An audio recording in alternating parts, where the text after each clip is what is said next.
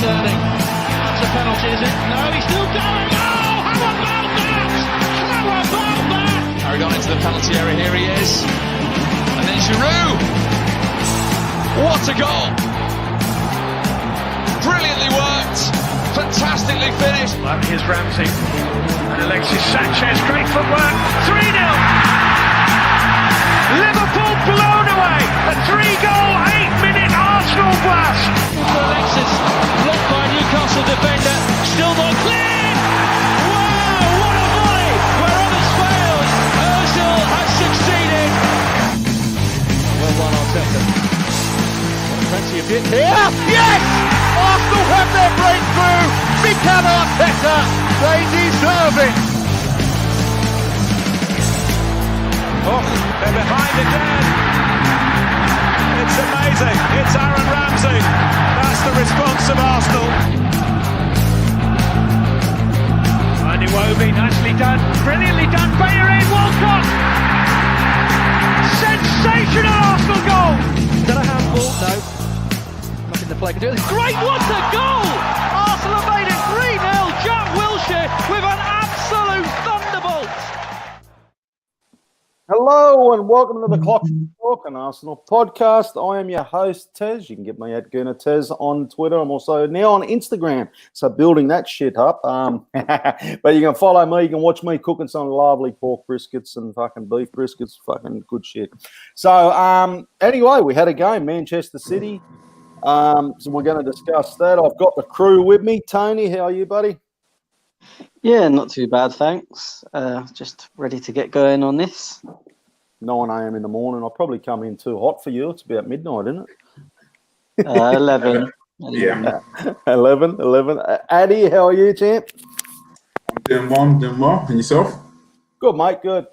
Yeah, always going well. And Schwinn, how are you, mate? Not too bad. Thank you very much. Glad to be back 2 times in a couple of weeks. I'm going to take a lotto ticket, mate. Yeah, fucking crazy. I had to pinch myself when I seen you there. I thought we were in a dream. Island boy Gooner, how are you, mate? He says, good morning, boys. Quick shout out to a new patron, Matty. Welcome aboard, brother. You can join us on Patreon as well. You'll see that stuff going out. We threw out a tactics podcast during last week, international break. So, yeah, have a look, check it out. And thank you to Matt. Shout out for you, buddy. Okay, Tony, let's break down this Manchester City game. Those who haven't seen it do know now the result was a 1-0. However, the game was a little bit more than a 1-0 tactical. I felt there was a big tactical battle that I want to break down a little bit throughout this podcast, but I will start, as we always do, with the lineup, mate. Yeah, I mean, obviously the big headline news was Partey not starting. Well, it was the first headline. We was having that debate last week. Will he start? Won't he start? And there was different opinions.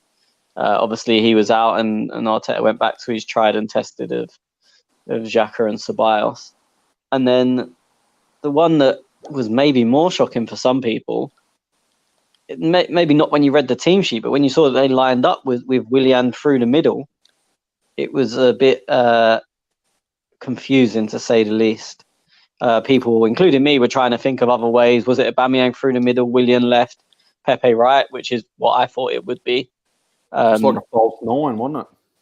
Yeah, and I don't think anyone saw that coming. So we got the good news the day before, really, of them not having De Bruyne. Aguero obviously past fit, but to be honest, he wasn't fit. But yeah, our lineup was, as I said, the Partey one, you can kind of see why he didn't start. Even before the game, is he integrated in the squad, blah, blah, blah. That one wasn't, I wanted him to start, but it wasn't a huge shocker for me. But the Willian as a false 9 was just baffling to me. Yeah. Addy, get your thoughts on it, mate. As Tony said, like, obviously saw the lineup, and then I was thinking that will it be Aubameyang down the middle? I was even thinking, is it Aubameyang down the middle? Midfield selection, I was surprised to not see El Neni. I thought he would have kept El Neni in there, but then obviously put Saka in there. He put Xhaka, and Ceballos. So I was thinking, okay, cool, potentially because Ceballos playing the 10. I don't know. I thought it just might be a little bit more attacking.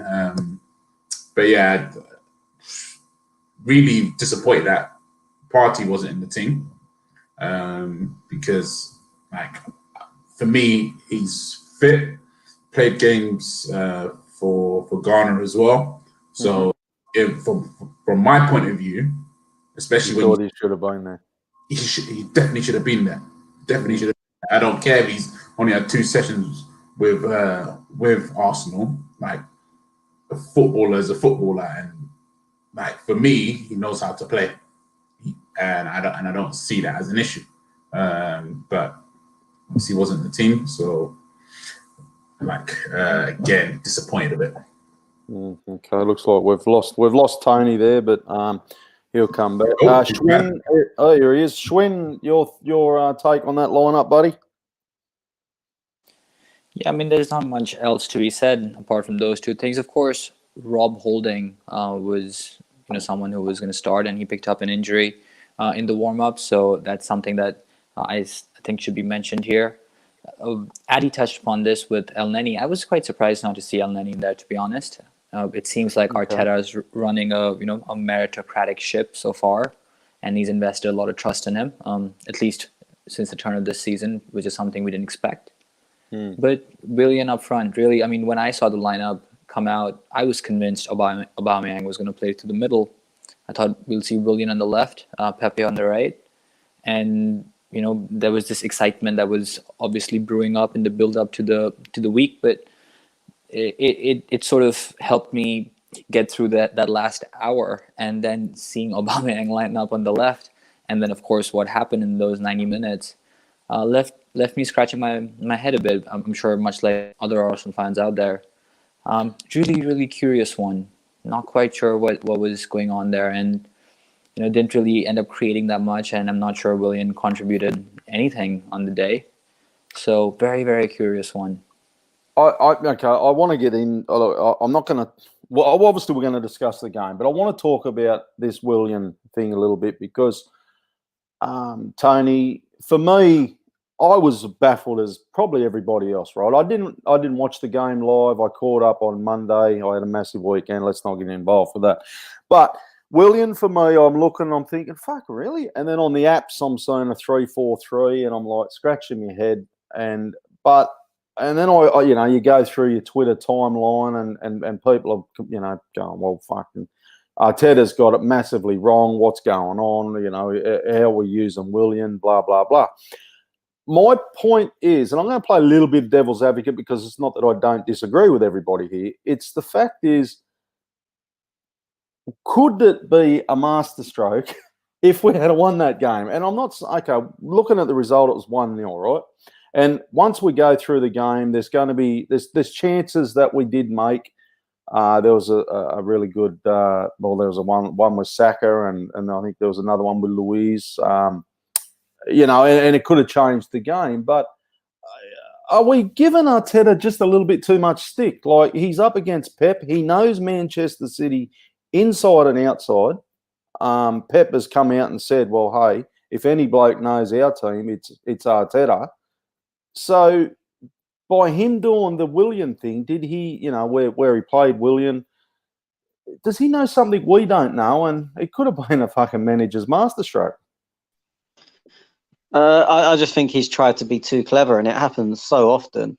It happened to City themselves. I think it was against Lyon in the Champions League, where they tried to play completely different how they've ever played before, and end up getting turned over by a Lyon team that really weren't that good. I think they finished 8th in their league, and City should have beaten them comfortably. But even on the performance, they should have. But he tried doing too much. I can't see. Look, I can't even think of an angle to defend the decision from, because I can't really even see what he was trying to do. Sometimes something doesn't work, but you can say, these are the reasons, A, B, and C, but it didn't work out. I actually don't know what he was trying to do. Willian's skill set doesn't suit that role at all. he doesn't run in behind. He comes short, but City play 2 defensive midfielders. So he's coming short into traffic rather than, it's not like he's coming short and the centre-back has to go with him. The centre-back was like, cool, fuck you. You ain't running in behind. You drag bag and then we'll sit here and chill. And then Aubameyang and Pepe were both too wide, because the only way that can work is if Willian drops into a 10 and Pepe, or the 2 wingers, whoever they are basically strikers, and they're quite narrow to occupy the centre-backs. But the way we played it, in the end, they ended up playing 3 centre-backs. But even if they only played 2, they were chilling. They, like, who played? The new guy. I can't tell you if he's good, because there was no, is it Ruben Diaz? Ruben something. Like, I can't tell you if he's a good player. I don't know. I'm not saying he's bad, but there's no test. I can't name one thing that he done. Kyle Walker, okay, you can say his recovery pace was good. We knew that anyway. These were the only tests they got. Who even played? Ake. I don't particularly rate Ake, but he was not tested.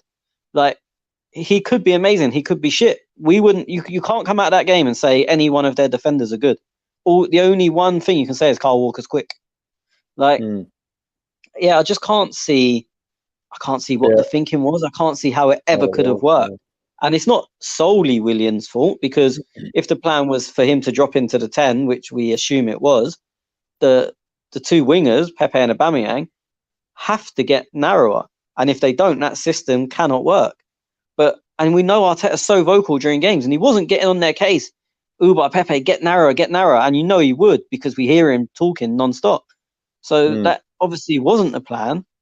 And then I just kind of think, well, how was it supposed, in the dream situation in his head, when he picked that team and he imagined us winning this game, how did he imagine it going? Because I can't even understand it. I can't even think of a possible situation where that was going to work. Yeah, well, then that's what I say. The only thing I was thinking was, well, maybe he knows something we don't know. Like, De Bruyne didn't play. We knew that was going to be the case a good couple of days well before. So I wonder whether he changed things. De Bruyne is not playing. Sterling played like he even played like an odd little role. And it was almost like it seemed a real one-uppers on managers as well. Like, and I wonder whether both teams were a bit of a mess, to be honest. And you can say tactical genius because they're so adaptable, but both teams were a bit all over the place. And you said it right at the start. It was just a massive game of chess. It was barely a football match, to be honest. But as I said, with theirs, you can kind of see how things were supposed to work. You can say, playing Foden out wide's a bit weird because he's not quick enough, and in theory, he's all left foot, so you can just show him to the outside. We'll get onto that later. But yeah, so you can say that they had problems, but you could see how it's going to work. Obviously, you've got Aguero up front, you've got Sterling playing a bit deeper but arriving late, because Arteta pointed out last year against them that they always go for the cutbacks. So they've gone the opposite. They've gone Foden, who won't get to the byline, so you're not going to get a cutback. Mahrez, who comes inside, so you're not going to get a cutback. And Sterling's never getting to the byline because he's playing centrally. So he's stopped that, and you can kind of see some form of understanding. Cancelo's positioning was a bit weird, but you can kind of at least see a plan of action and how it was going to work. You look at us and you just think, well, Saka might do something. Yeah, like, I want to get onto Saka a little bit later, actually, because he was, anyway.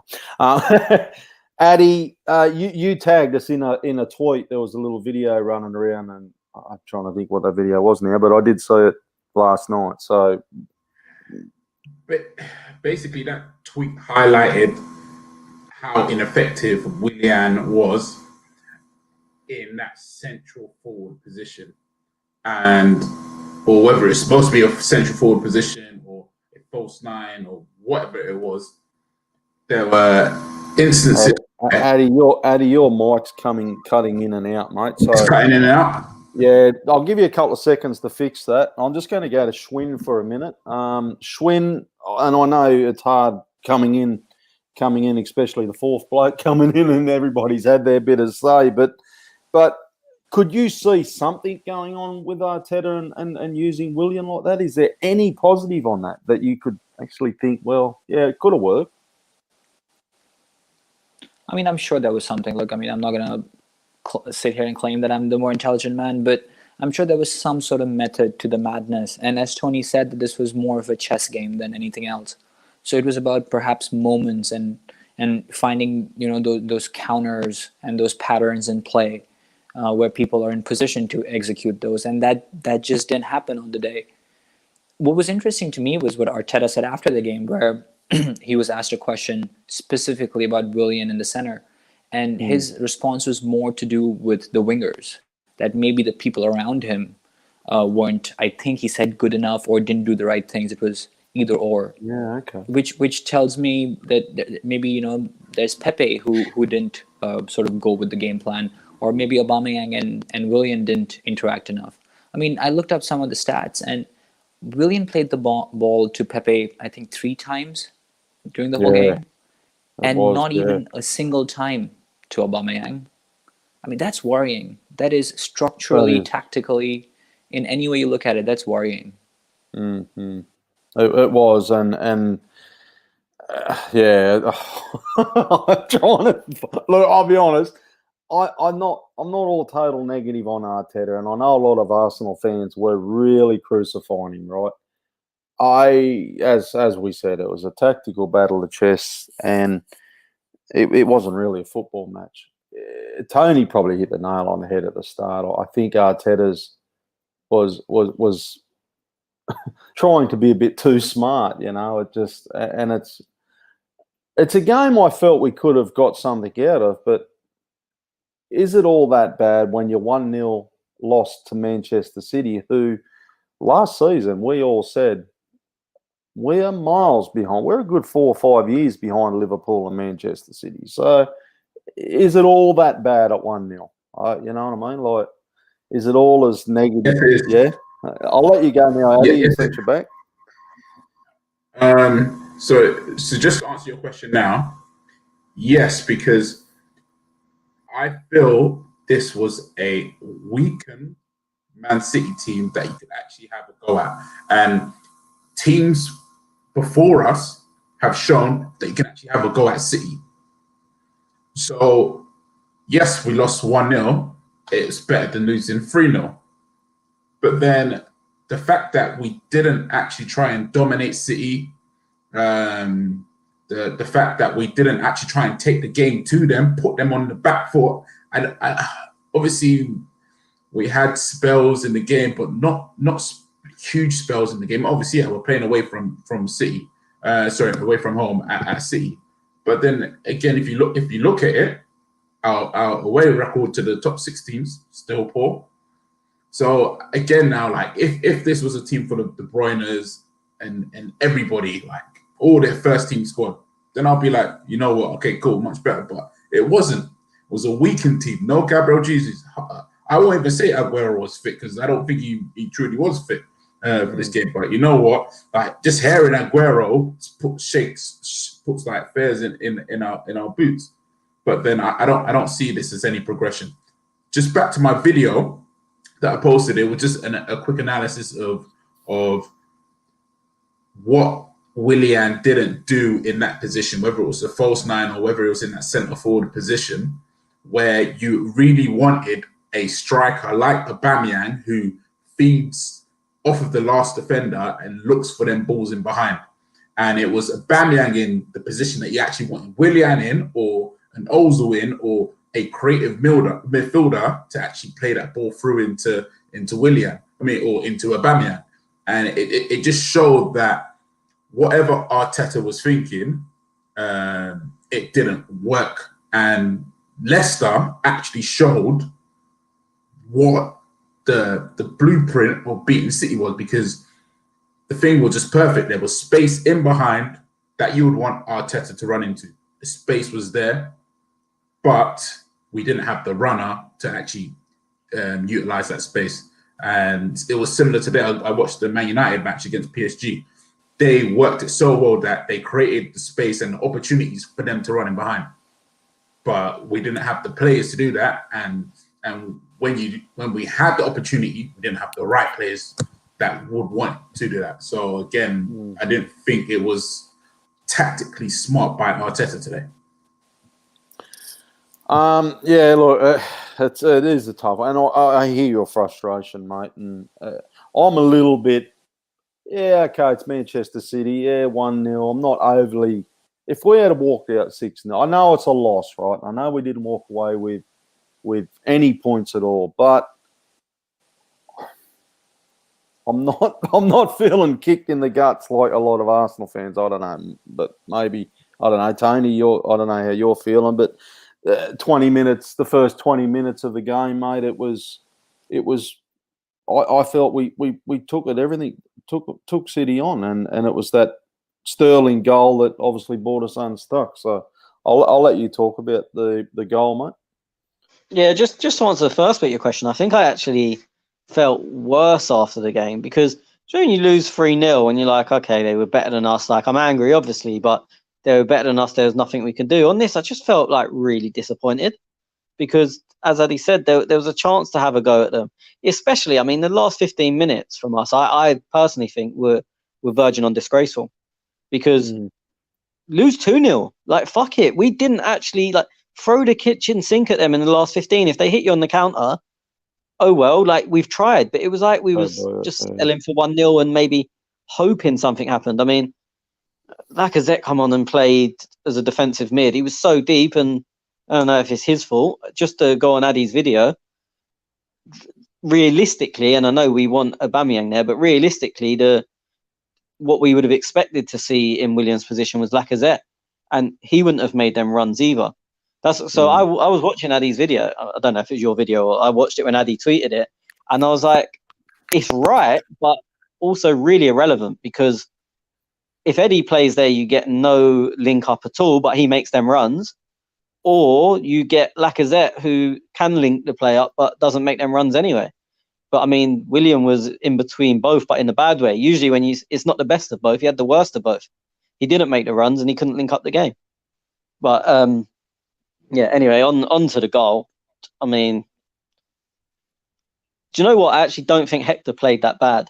But every week now...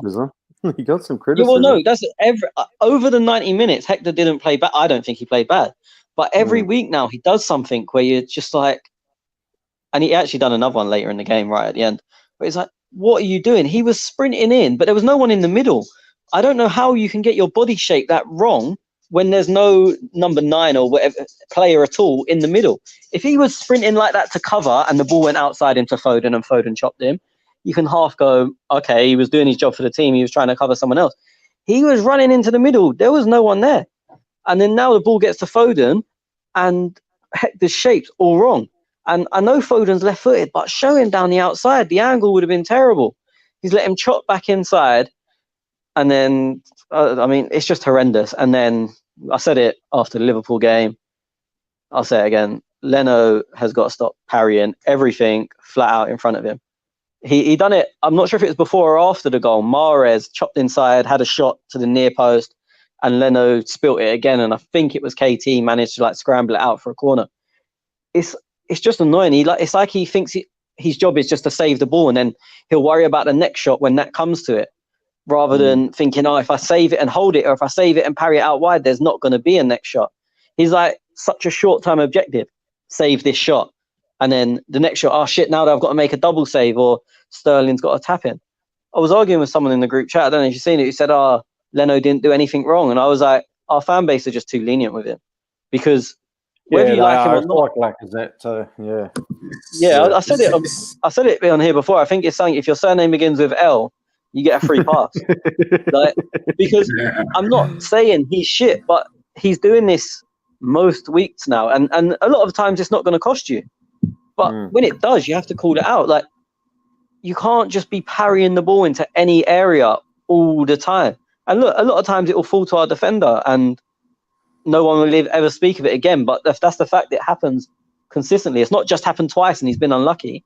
Pretty much every save he makes, he spills in front of him, and then it's just luck of the draw who it falls to.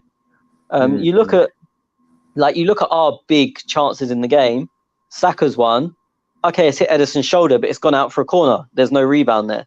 The Aubameyang one that was given offside, but obviously wasn't, the ball's cannoned away and it's not fallen back into anyone. You look at their chances, and as I said, I can't really remember too many others apart from the Mahrez shot and the goal. and both of them, Leno spilt straight out in front of him. It's just not good enough. And then also, not that I'm on a hate Leno day, but he's 20. He's 20 yard kicking is gonna annoy me for the rest of my life. Like, if they would have had a fan in row 3, he'd have had to take 15 balls home with him. Like, it got to one point in the first half where Gabriel actually stopped him clipping the ball out and done it himself. Like, just a 20-yard ball over their striker into midfield, and someone else had to do it. Like, I got a question up quickly just because you spoke about who you spoke about, Bellerin actually, and I've got the wrong question up, so it doesn't matter. But Hakon Larson was asking Hector Bellerin, discuss please. I can't see what he brings to the team. His pace was always the main strength, arguably the only strength. So what he could make up in the errors and a bad position. I just think we should sell him, and I'd rather have Ainsley there. That was from I've been saying I'd rather have Ainsley there for about 2 years now. The one thing you can say with Hector, as I said, he costs you goals all the time, which is not good enough.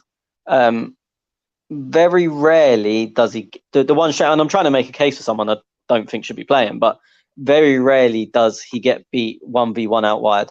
As I said, for the goal, I don't even know what he's trying to do for the goal. Why are you running so quickly inside to cover a gap that isn't there? So I'm trying to say things he does well just to answer the question, but in reality, I also agree that I don't think he should be there. Yeah. Addy, did you want to make a comment there? Yeah, not on the Bellerin part, on the Leno part. I did feel Leno made a mistake, but not on the parry.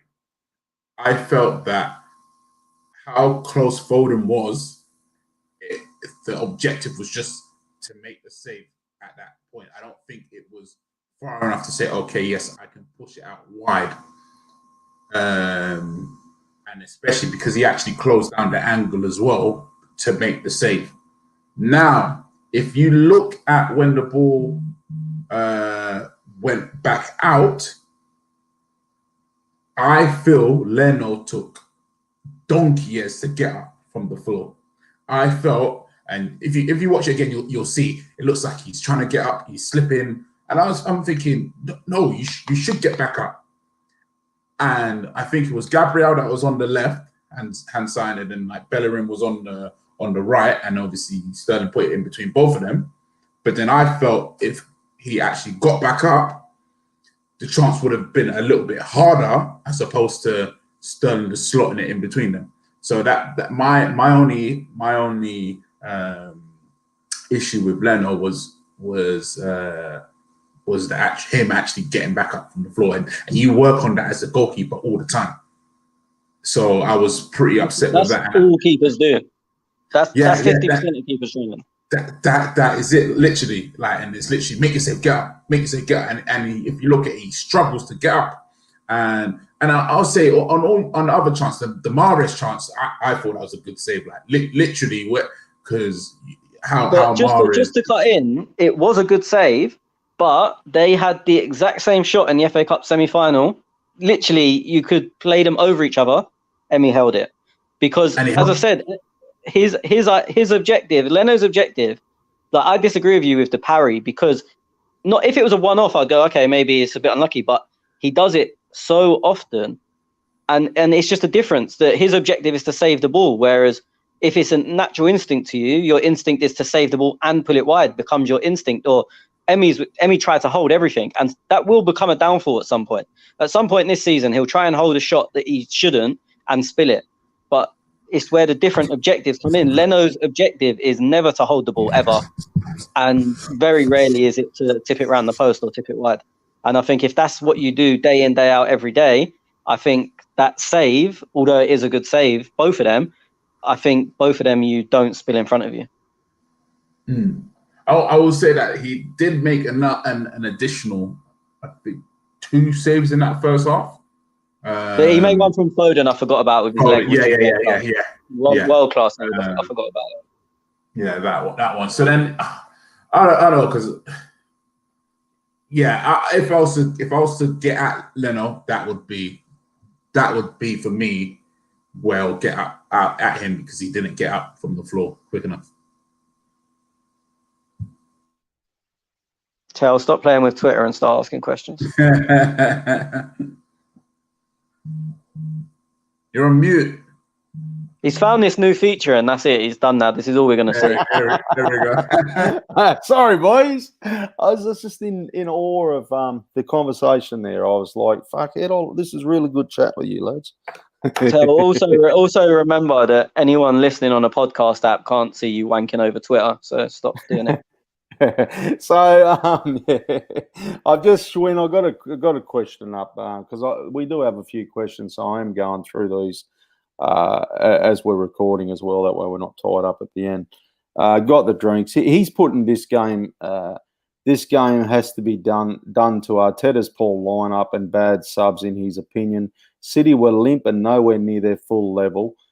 He is young, learning coach, but why is his game management still poor? And we went into half time. It was 1-0. We came out. I thought we may see a little change, but it wasn't until the 69th minute we seen Lacazette in for Willian. It's a strange one. I mean, Tony sort of talked about this earlier. The game management was very poor on the day.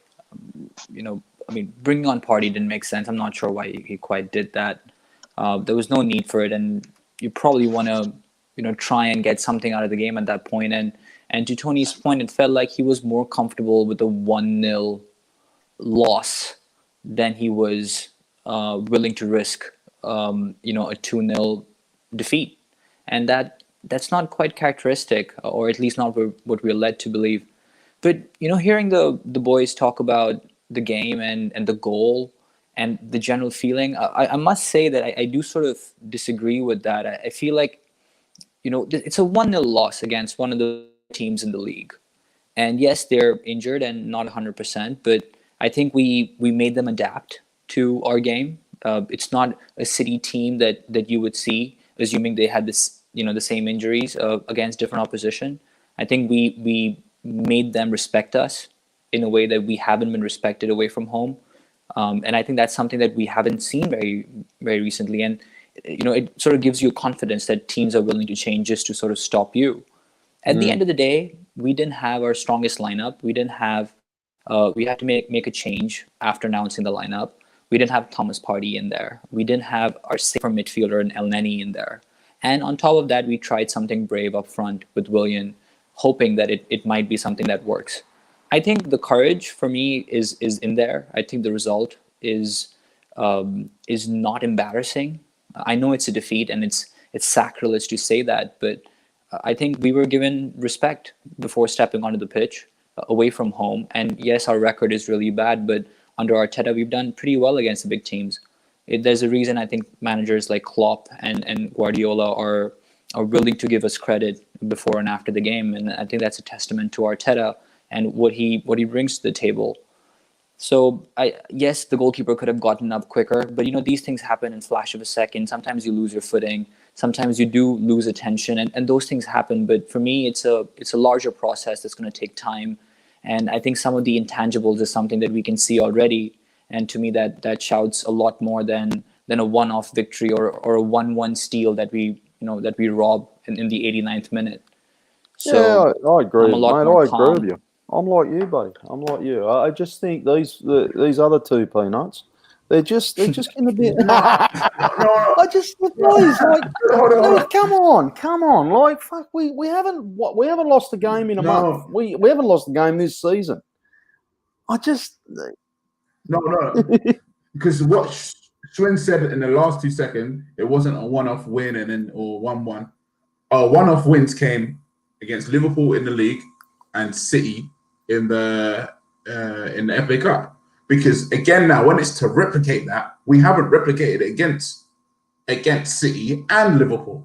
Like, I think that's an unfair standard to hold this team to just yet.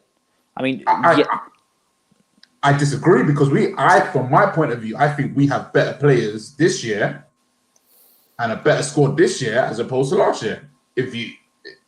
From my point of view, So then, like, I'm thinking that, okay, cool. You've built on something last year, or you started something, or you laid the foundations. This year, it's supposed to be bang, a little bit more. And unfortunately, at Liverpool, haven't seen that. At City, haven't seen that. And even from Arteta, I want to see that development from him to say, okay, cool, I'm slowly learning. Look, okay, cool. I can. My team is growing. My team's adapting. Okay, let me go one step more. Let me go one step more. But I haven't seen that progression, and I think why you see me disheartened is because I see the Liverpool match. I see the Leeds match. I've seen this match. Like, cool, we've what? Sorry, not Leeds match. The West Ham match. Cool, we've beat West Ham, but that wasn't the performance I was expecting against a weakened team. And going into the bigger games, us struggling against them weaker teams, how are we going to fare against the more bigger teams? And we've got Leicester this weekend. How are we going to look against Leicester? I think that, I mean, I just quickly, if I may, Taz, I think that's a good point that Adi makes. Look, there's two parts to this discussion. One is what happened and how do we see what happened? And the other is what should have happened.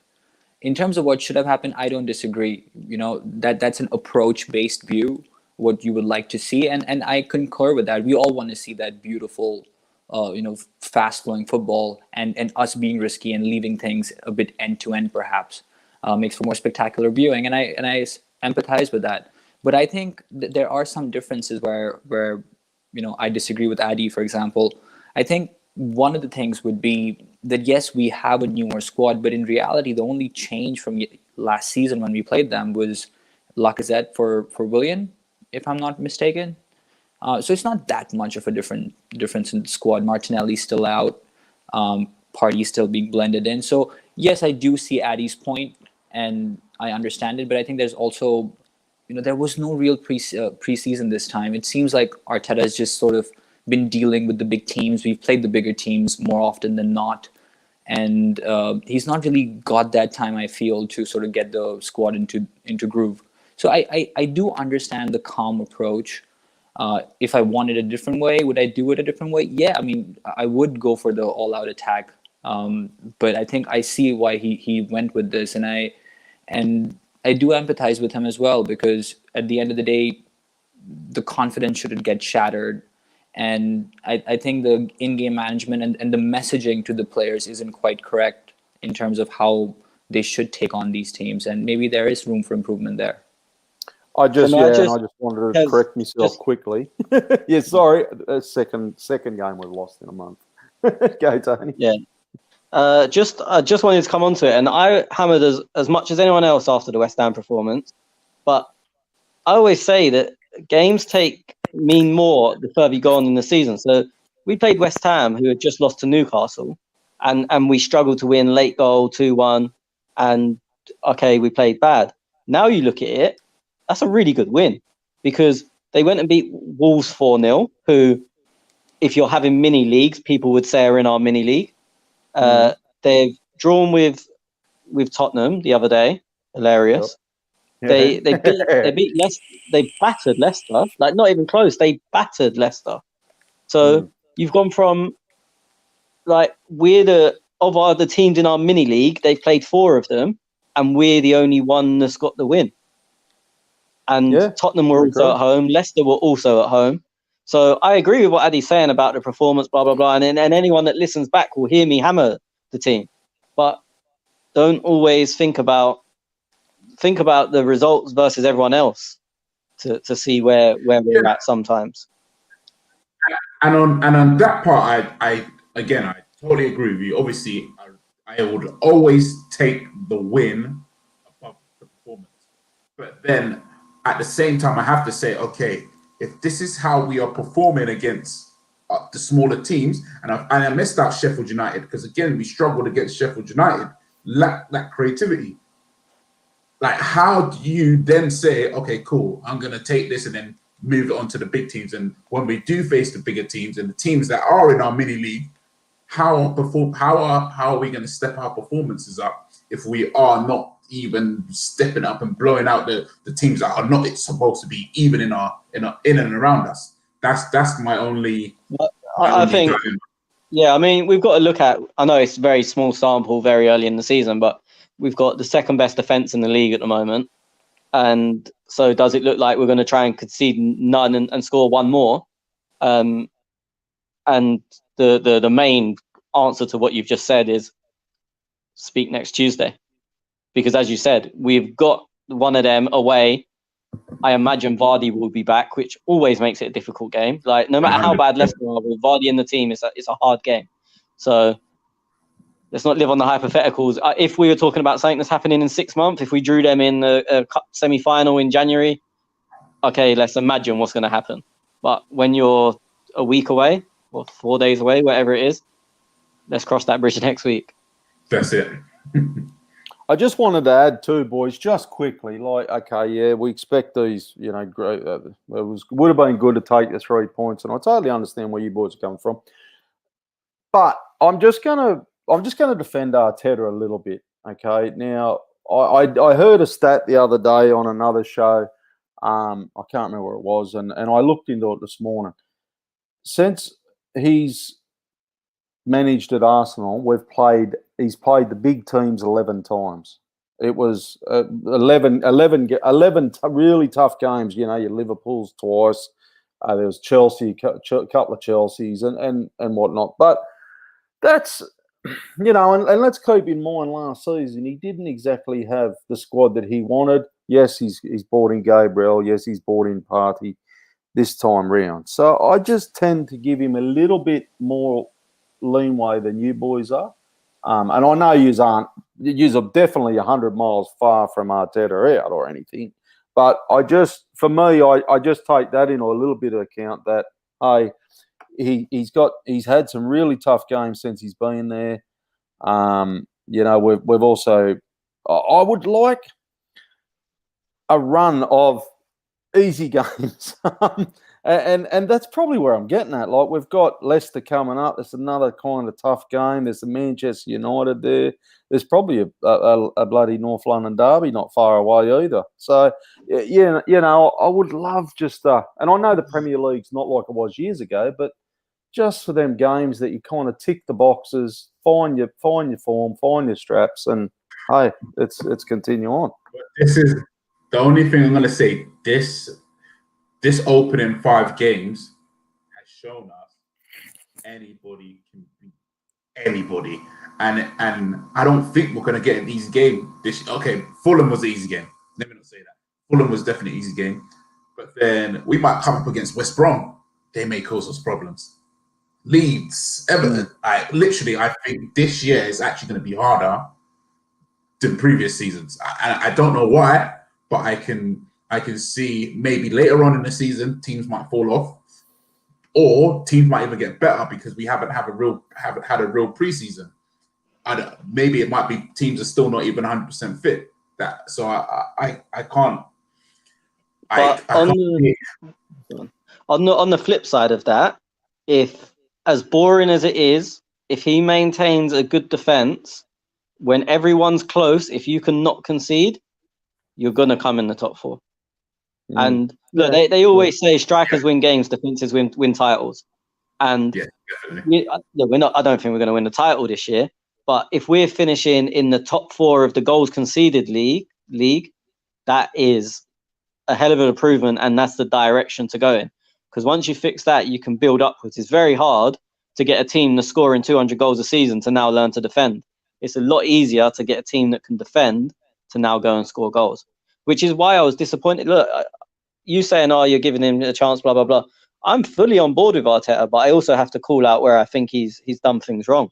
And that's why Saturday was, as I said, it was more disappointment. I came away from the game feeling disappointed because, especially in the last 15, just have a go. Like, how many times, I was watching the other day, and the centre-back went up front and the long balls were being pumped and they didn't even try and come back. Like, the centre-back was now the striker and they were trying.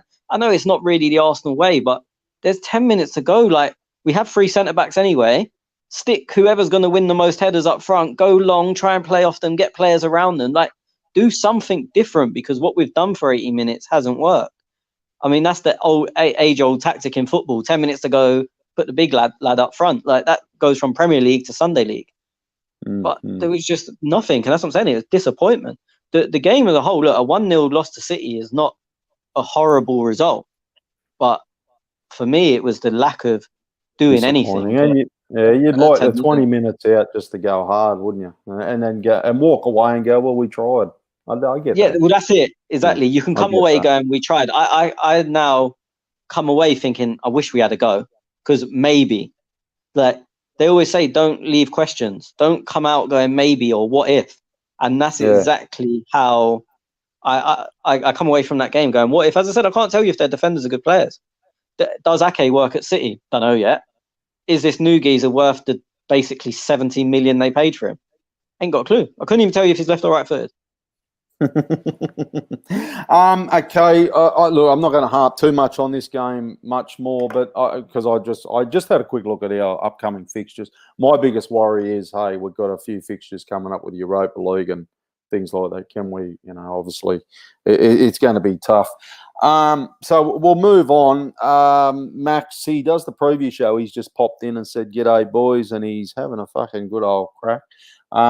He wants to talk about Aubameyang by the looks of it. Aubameyang's form this season has been terrible, and this is where I was leading towards at the start when I said I wanted to discuss Saka. For me, and Schwinn, I'm going to go to you first on this one because I think you're a Saka fan. Saka, fucking whack, fucking Jesus.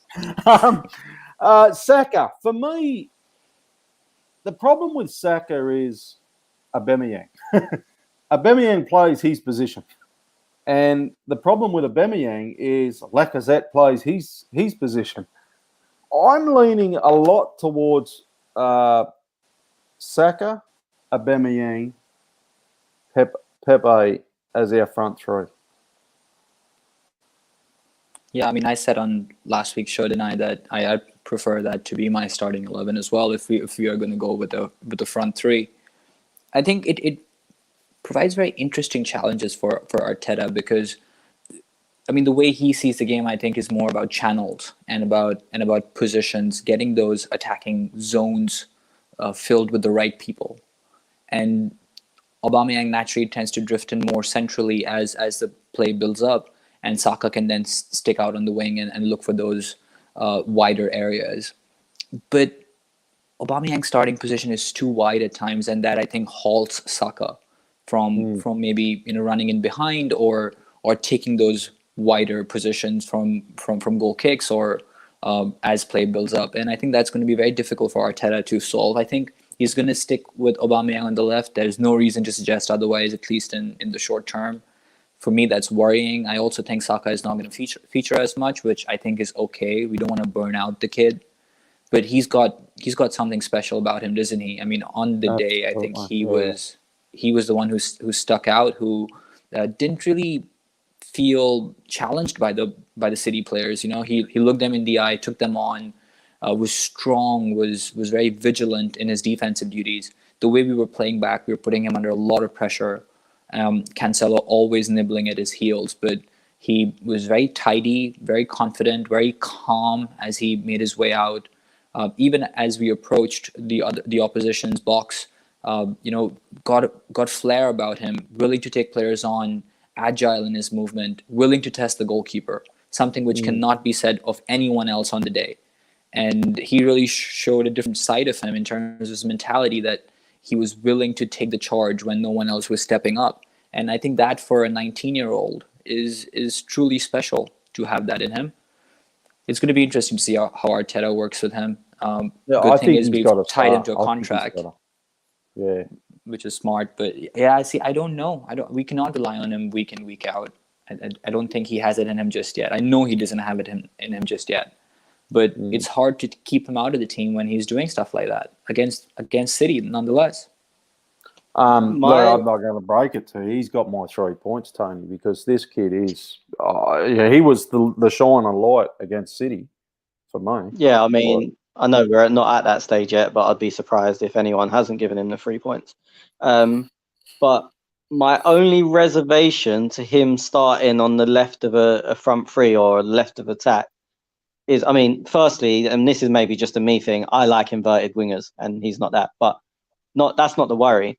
The worry for me would be when you're there, you have a direct opponent. So the fullback's job to mark you, or the wing back, or the third centre back if you're playing against the back three. At the moment, where he's playing wing back or as the left edge of a midfield three, he's got no direct opponent, so he can roam and there's no one tracking him.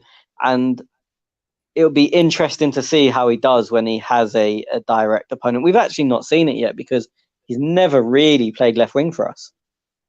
He's either played left back or left wing back or left of a free, where you haven't got a defender on you, or he's played on the right of an attacking free, but again, you're inverted, so they can't follow you because you drift in field and the left back isn't going to come and follow you.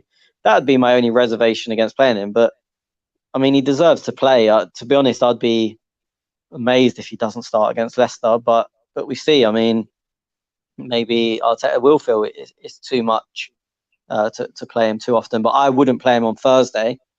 I wouldn't even make him go to Austria, but Arteta doesn't do that. He'll probably take everyone. And I would expect to see him starting on Sunday. This is coming into Schwinn's world. I saw a tweet from a journalist after the game, and people go, but Aubameyang scores as many goals from the left, so we don't need to play him centrally. And them numbers are correct. He does. I think his goals per game is exactly the same, or such a small difference. It's good. It's fine, right? Yeah, but good, yeah. The tweet I saw the other day, and again, as I said, this is going to play into Schwinn's world. I think his XG since Arteta's been there and since when he's played on the left wing is almost double. Like, so he's I think his XG was like 6 point something and he scored 13. That's not sustainable. It's never ever going to be sustainable. Like, for every time you should score, you're scoring 2. It's not going to happen. So yes, he is brilliant, and you'd expect him to track above his XG, but sorry, this poor simple cunt. Soccer isn't a real sport, but I'll continue listening. Yeah, go on, mate. You fucking idiot. Go, Tony. Yeah, you'd expect him to go above his XG because he's a poacher. He's a brilliant finisher. I mean, he's not an unreal finisher, but he's a good enough finisher, and he makes chances for himself. But we can't keep expecting these numbers if we're not giving him the chances. Having said that, the chance he missed on, was it Saturday? You cannot miss that. I don't care if you're playing left wing, striker, or in goal. You can't miss that. Like, I would be absolutely hammering Lacazette if we come away from that game losing 1-0 and he'd miss that chance. So it's only fair I do the same when it's not Lacazette and it's anyone else. Aubameyang, you can't miss that. You're 1-on-1 and the ball's bouncing as well. So you can go either corner, like bottom right, bottom left, top left, right, just over the keeper. You've got so many options there, and he's chose to just kick it straight at the keeper. Yeah. And I know the flag went up, but I don't think there's a chance in hell we saw that. And I don't even know if it went up till after he shot anyway. For me, he's just missed. You can't. You just cannot. Yeah, I know. Yeah, it's yeah. I know. I'm not going to hang him for it though, but like. No, but as I said, I would be calling out anyone else, so I'm not going to give him a pass. Yeah, no, fair call. I don't know what to do with Lacazette in all this world, to be honest. Like, he came on, and as you said, Tony, I don't want to criticize. I have to criticize him. I can't keep saying I don't want to. All right, I am sick of the fucking bloke, and I don't know whether he's been told to or what the go is. So this is where I do tread carefully because I'm not the manager. He's a striker, and I'm fucking over him dropping so far back, so far deep. Like, if that's the tactics around how we're using Lacazette, I want it to change. I have to, like, I sit there and watch the game and I go, okay, Lacazette's on. Okay, we're bringing in some more attack. We've got, Pep. We've got Pepe. We've got Aubameyang. We've got Lacazette there. Yep, you beauty. Might as well play in the fucking second row in the grounds. Like, fuck. I don't know whether you boys get frustrated with it when you're watching it, but it fucking pisses me off, Addy. You're on mute. So again, with Lacazette, he's not a striker that wants to play on the last defender, and Lacazette's game, he actually can hold up the ball, but it's like we've got so many players that always wants to come to the ball, but then you've got other players that want to go away, but they're not in the right position or they don't get the ball. So again, now I say that it's based on Arteta, because like Arteta knows how he plays. Arteta knows what he wants him to do. I'm sure one of the assistants would have told him as he's coming on, okay, this is what we need you to do. Unless Lacazette's just going rogue and doing whatever he wants to do, then we're not going to see him play in a few games. But I don't know, like, and again, I think it just goes down to me, and I always say it goes down to the management and how we want the team to play. Like, I haven't seen Lacazette. I haven't seen a good Lacazette under their last two managers, Arteta and Emery. I think Wenger probably got the best out of Lacazette, and that wasn't the best. He was actually. I like Lacazette. Don't get me wrong. I'm not like I don't like a football player, but like I don't like you drop him so far back deep. It's almost like the last two managers don't know how to use Lacazette.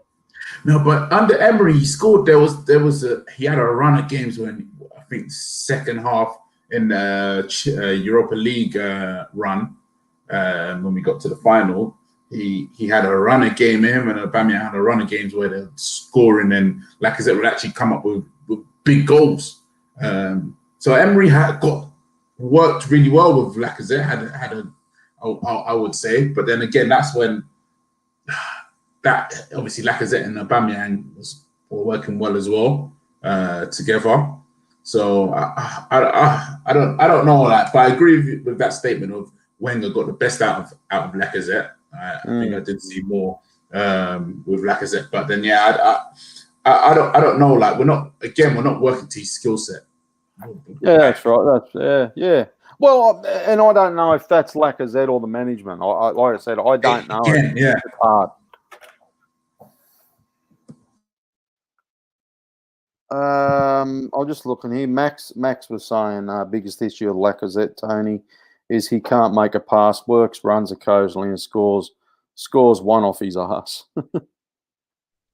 He's just, I completely disagree. I just think he's too. I mean, the City game was the exaggerating a point to make a point.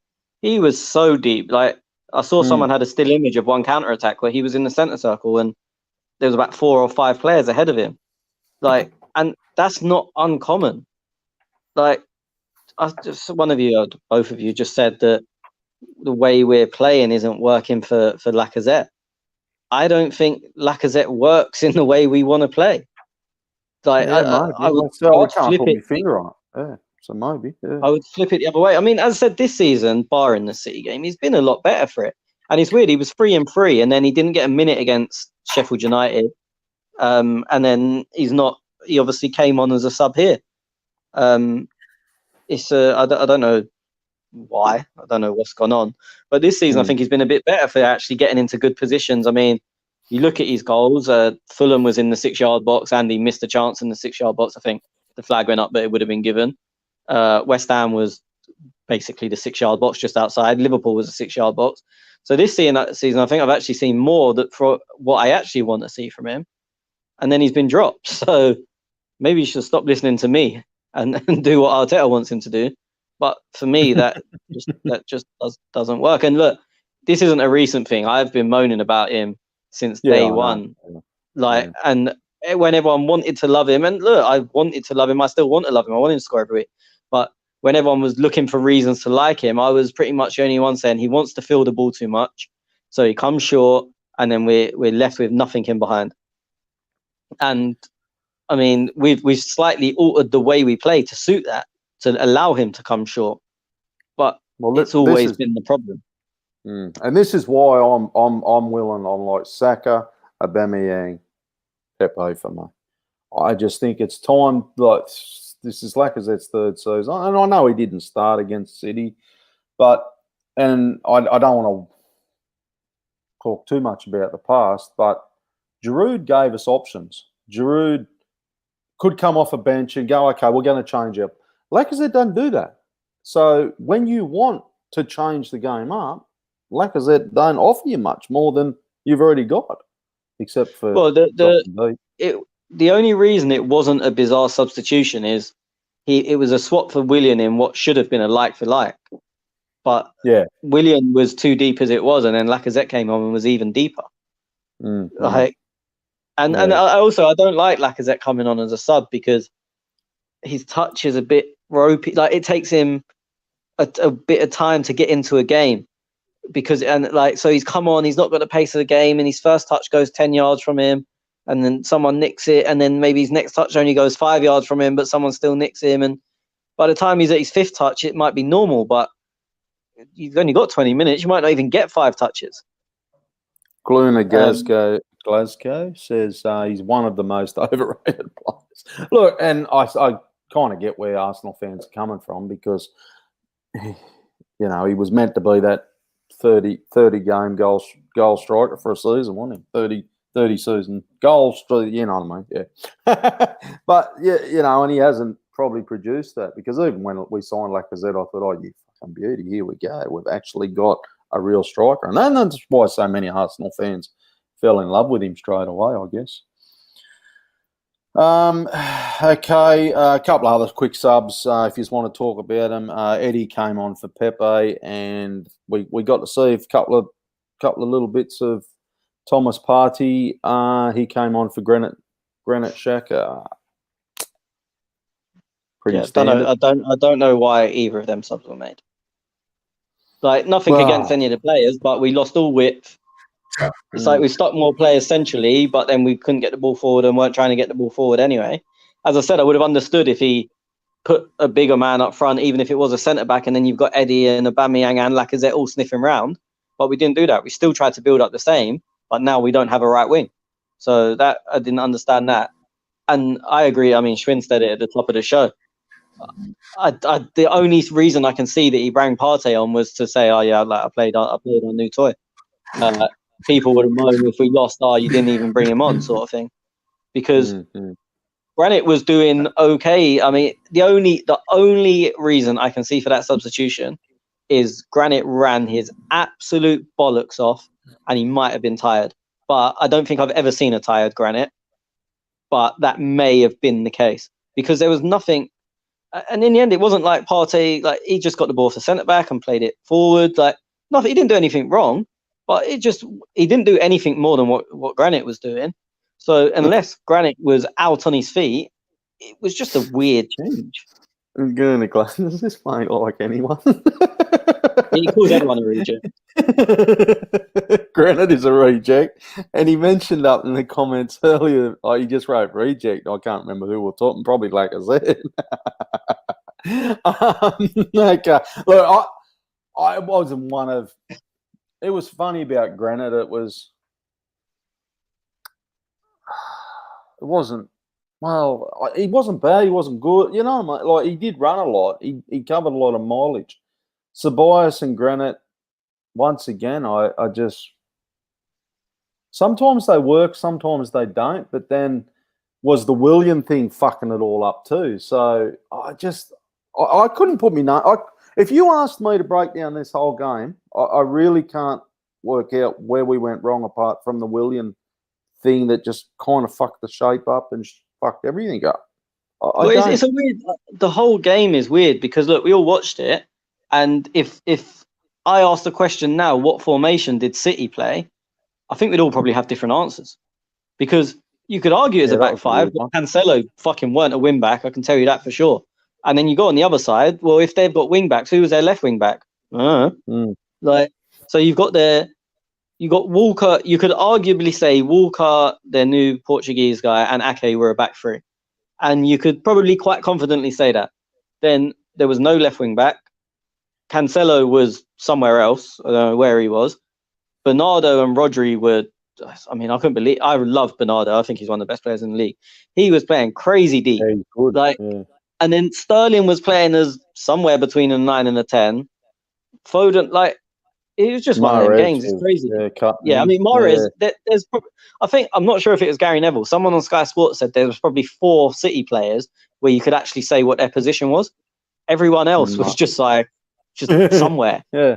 I just looking at the app, Foot Mob. So it had City as a 3-1-4-2, which wasn't. That's not right. But so they would have had Cancelo on the right wing, I guess. Yeah. Well, he was next to Mahrez. Where was Mahrez? Mahrez and Cancelo were next to each other. Silva and Foden were on the other side, according to the. I'm just going on the apps. So it's odd. So odd. And then we were a 3-4-3 apparently. Yeah. As I said, it's just I've never seen a game where you can ask people to all know what they're on about, and they could all come up with a different formation of how City played. It was just it was almost like park football where no one really plays anywhere. Like it was madness. Schwinn, you've been very quiet, mate. You got anything on any of this that we've discussed here? Not quite. I mean, I think there's general concern about certain things, and when it comes to Lacazette in particular, I think we've all waited, and we've seen him under 3 managers, even Lundberg, if you want to add him to that list.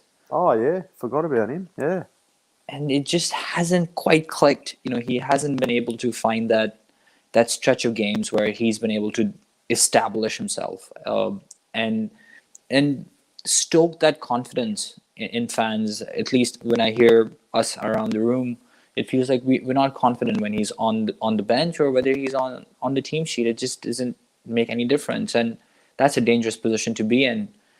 I am hopeful for Gabriel Martinelli at some point. That I know it's going to be late in the season, but he is definitely a cog in that whole equation, and I think he can do big things for us in the future. But in terms of Lacazette, as you alluded to, Tez, I mean, it's been 3 years. The clock's ticking. The contract's running down, and I would not at all be surprised if we part ways in the near future, because it doesn't seem like an Arteta player. He hasn't quite shown a different side to his game, which the manager feels comfortable with, in my opinion. And that's just a very, very dangerous position to be in as a footballer. So don't see him at the club for very long. Well, I've got you. Let's do our 3, 2, 1. So, Jack, you're listening, so you're going to write this down when you listen to this podcast, because this will just check if you listened or not. And Jack couldn't join us today. He said, I haven't got coronavirus. He's got a little sniffle. Probably called off Tony last week. 3 points, Schwinn. Easy, Bukayo Saka. Yep. Addy, agreement? Yeah, but Saka should have scored his second attempt. Tony? Yeah, I agree with Addy. He was comfortably the best player on the pitch, but he should have scored. Well, the best player in an Arsenal shirt. I can't even say in blue because they wear blue. The best player in an Arsenal shirt. I hated that fucking blue shirt too. I'm surprised you haven't mentioned that. Yeah, so I was watching on my brother-in-law who doesn't watch football. He says, "Which team's yours?" I can't see the red, and I'm like, "Yeah, fucking me either." I hate that colour. I hate that shirt. Schwinn, give us your 2. Difficult one. I'm gonna go with Kieran Tierney for 2. Oh, interesting. Okay, yep. No right or wrong. Addy? My 2 is going to go for Ceballos. Okay. Tony? Gabriel. Yeah, he was good, wasn't he? Yeah, I was going Gabriel too for a 2. I like him. I like that kid. He's yeah. I think we're going to be safe there, boys. I think, and as Tony alluded to earlier in the podcast, that coming that sticky end of the season, clean sheets are important. Like, I know it was a 1-0, but I'm confident. Like last year with Mustafi, and that I wasn't confident. Where he gives me comfort, Gabriel. So yeah, 2 points there. Schwinn, 1. I'm gonna go with David Luiz. Mm-hmm. Addy? I'm gonna go with Gabriel. Yep. Tony? David Luiz. Yep. Okay. I'm going to go with William. Yeah. Oh, what? He tried his best, boys. Piss take. Oh my No. Yeah, David Luiz for me as well. The one time I would have forgiven you for saying Granit is the one time you didn't say it. Like, usually he drops a 0 out of 10 and you give him 5 points somehow. Like, you make up points for him. Now, when as a 1, I don't think anyone would have said anything, and you've gone, oh yeah, someone else. No, because he was pissing me off a little bit when I was watching the game. Whoa, the love affair's ending. You know what? I was actually getting pissed off the other way because now we've got this shiny new toy sitting on the bench. Anytime anyone done anything wrong, Granit got like, it wasn't anything to do with Granit. Granit was somewhere else, and somehow it was Granit's fault because everyone wants to see. I hate that. I hate when fans do it, that they'll try and kill our own player just because they've got someone else they want to see play. And when they done, there was a ball that Granit played. I think it was for Saka's chance, or it was for another chance. He played it into Saka, and I think Saka cut it back. And Granit played a great ball. And I was looking and like on Twitter in a group chat, someone was like, "Oh, great ball by Tierney," or "Great ball by Ceballos," and I was like, "No wonder you think he plays shit, because when he does something good, you say it's someone else." Or like Ceballos hacks someone down, they go, "Oh, fucking Xhaka fouling him again." Fuck you! I don't mind if you don't like him, but be accurate. Yeah, that's exactly that.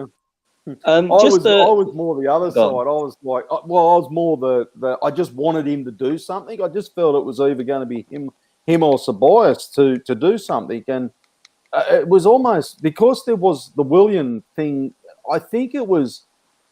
I could be making excuses here or being a bit biased, but it was almost like, you see Granit, he'll pass them real super passes down or long, and the formation just kept fucking them up. Like, and Ceballos will dribble through a couple and he'll pass it forward or something, but then Willian's positioning just kept fucking the whole formation up. So I look, I'm not taking nothing away from Granit, but it was more the fact that I felt his game struggled a little bit because of it as well.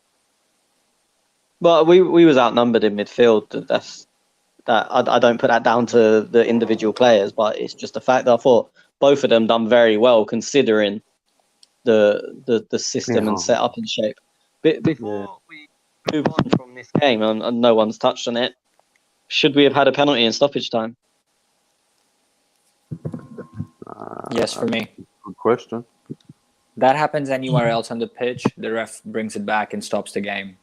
That has to be a penalty. I think he chickened out almost by blowing for half-time. I mean, that was 2 minutes before that. I feel like it would have been probably reviewed by the VAR under time pressure. Yeah, they should have still checked it anyway. But yeah, they didn't even. So just to Sky highlighted this. I don't know if you know or anyone listening. So VAR watches the game on a 3-second delay. So they have a bit of time to re-look at anything that they think may be controversial or whatever. They didn't even re-look at it. So they saw it as the first time view from the one angle they've got and didn't deem it worthy of looking at it again. Yeah. In answer to your question, I wasn't screaming at the TV, give us a fucking penalty. So I was going really wild. Was you? Yeah, it didn't really ring on me. Well, saying that, the one thing I will maybe say is, having seen it again properly and have the two or so days to reflect, maybe because he didn't make any contact with him, maybe it's an indirect free kick. Either way, that's what the Michael whistle Cox should be said. going. That's what Michael Cox, I think, tweeted, that it would have been an indirect free kick, not a penalty. Well, it depends, because dangerous play is a foul. You don't have to touch someone. It's why you don't get indirect free kicks anymore, because, I mean, like, you don't have to touch someone for it to be a foul. It's just dangerous play, which is not an indirect free kick. As you just said, so they, on Sky every Monday, they have an ex-ref who reviews all the contentious decisions of the weekend. And he said, 100% it's a foul anywhere on the pitch, but it's not a penalty. Like, which is obviously nonsense. He said he would feel uncomfortable giving a penalty for it, but anywhere else on the pitch he'd give a foul, which is what you said. But yeah, I mean, the lack of contact brings in the indirect free kick into the argument because it's high foot, but the dangerous play also takes that away. Like I can't remember the last indirect free kick I saw, and if it was for a back pass rather than a high foot.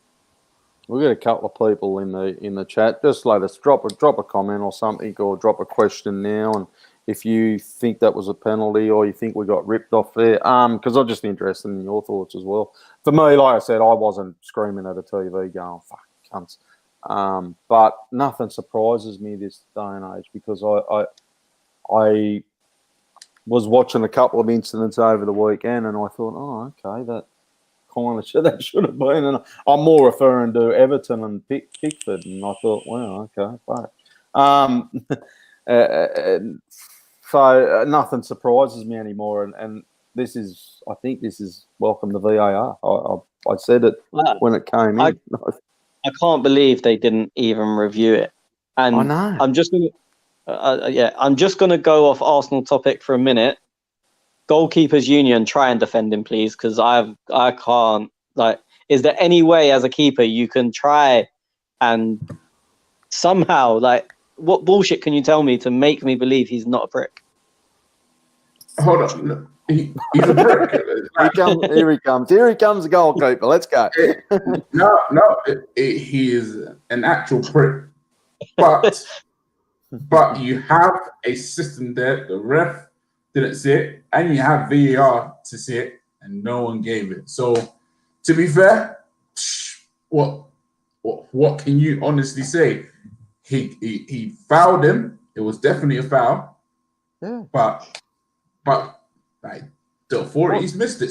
Similar to when Villa who did they play? Sheffield, was it Sheffield United? When the ball went in. Yeah, that's it. You have all of the equipment there, but you didn't. You couldn't even use your equipment, the special equipment, to acknowledge that it was scored. No, we all know that VAR / the ref, whoever was wrong. I was kind of hoping that you would come up with some bullshit goalkeeper statement to make Pickford all right, like, because we all know that you don't need to debate whether it was a foul or not. Like, it's a red. It's not a penalty. It's a red card because he was offside. But it doesn't matter. The foul, dangerous play is after that. But yeah, I was just waiting for you to say, no. Did I see the VAR referee? Did I see a petition or something? Was that somebody else? The Liverpool fans? Liverpool fans have been trying to get Pickford banned for 10 years. They're trying to null and void like some of the stuff I've seen from Liverpool. It's like you'd think a player's never been injured before. I mean, they must be like parody accounts. They have to be because, look, it's unfortunate. It's a ridiculous tackle. But the fact is, it's football. We see it all the time, and you can't start now claiming our players need to be out for the same length of time as the person injured, or because otherwise you'd get someone who you don't care about go next to Van Dijk, like just get a little touch on your ankle and go, oh no, he's out for 5 years. Like, it's fucking crazy. That was crazy, and I was I hadn't watched football on the weekend, so I did a lot of catching up on Monday and Tuesday, and my timeline, and people messaged me going, "Fuck, man, did you see the Pickford? You watch your thoughts?" And I said, "I obviously haven't watched it, but when I did, I was shaking my head, and I thought, and I always think, like, had I not have got a message, would I have picked it up and gone, like with the Arsenal one that you just said, Tony? And yeah, fuck that, he should have been sent off. Like, I don't know how he got away with it, to be honest." Rowan says, how was Pickford not given a red when Everton got a red later for the tackle that occurred after the whistle was blown? Oh, did he? Because the VAR was so content at looking at the offside. Exactly. And they just it's a tricky decision. There's two parts to it. The first part, it's like, I think it happened a couple of weeks ago where there was is he offside? And then was it a handball if he wasn't offside? And then it got to, do you know what it was? I think it was the Tottenham penalty that they got, that Newcastle got against Tottenham. that it's like they knew it was handball, but they spent so long looking at the offside, and that was it. They spent so long looking at the offside, and then now they've given the offside, they've forgot about everything after it, and it's wrong. Like the VAR should have seen it. It's a red card there all day. Like I'm not trying to defend anyone, but I think that's what's happened. If that incident happens in isolation, Pickford's walking, and also if Van Dijk was onside, Pickford's walking, which isn't the rules. I'm just saying that's how it would have happened, because then they would have actually focused on that challenge. Okay, I'm going to move on to some questions because we do have some. I'll just open Twitter up. Hack on Larson. We didn't buy any offensive, creative player, but how do you guys see we can solve that problem until we buy one? Partey will help in a way with the ball carrying skills, but not solve the problem. Tony? Yeah, I mean, obviously we got Willian, who was identified for that kind of role. Look, it's going to have to be a system thing, I think. Hopefully we get more from Saka in terms of him on the pitch more. His involvement when he's on the pitch has always been great. So you'd hope that the more you get him on the pitch, the more involvement you get. So hopefully that solves some problems. You've got to hope Lacazette keeps scoring. Pepe steps up a little bit. I think a lot of our problems over the last couple of years, especially last year, I think Granit got one league goal and it was against Norwich after lockdown. So it was like the season was basically done within the last 5 games. Danny didn't get a league goal. He got 2 in the cup. I mean, they were the only 2 that really played. Guendouzi didn't get a league goal. I don't know who else played in midfield last season. Willock got 1 towards the end of the season. Willock Saka, I know he didn't play centre midfield, but Saka only got 1. Torreira, did he get 1? Yeah, he got 1 at Anfield. He got 1, yeah. So I think I know creativity is a problem, but if we've got players that get in scoring areas, then the creativity kind of helps itself. We need to get more from these players. Even the centre backs. I think Luis got 2. Socrates got 2. I can't remember Mustafi scoring, but he's quite good in the air, so he probably got 1 or 2. Holding didn't score. KT got 1 on the last game of the season. I think Hector got 1 against Chelsea away. Ainsley's still not scored a league goal off the top of my head. Cedric got 1. I mean, obviously you can kind of forgive him a bit because he only played about 3 or 4 games. Smith Rowe, he might feature a few games this year.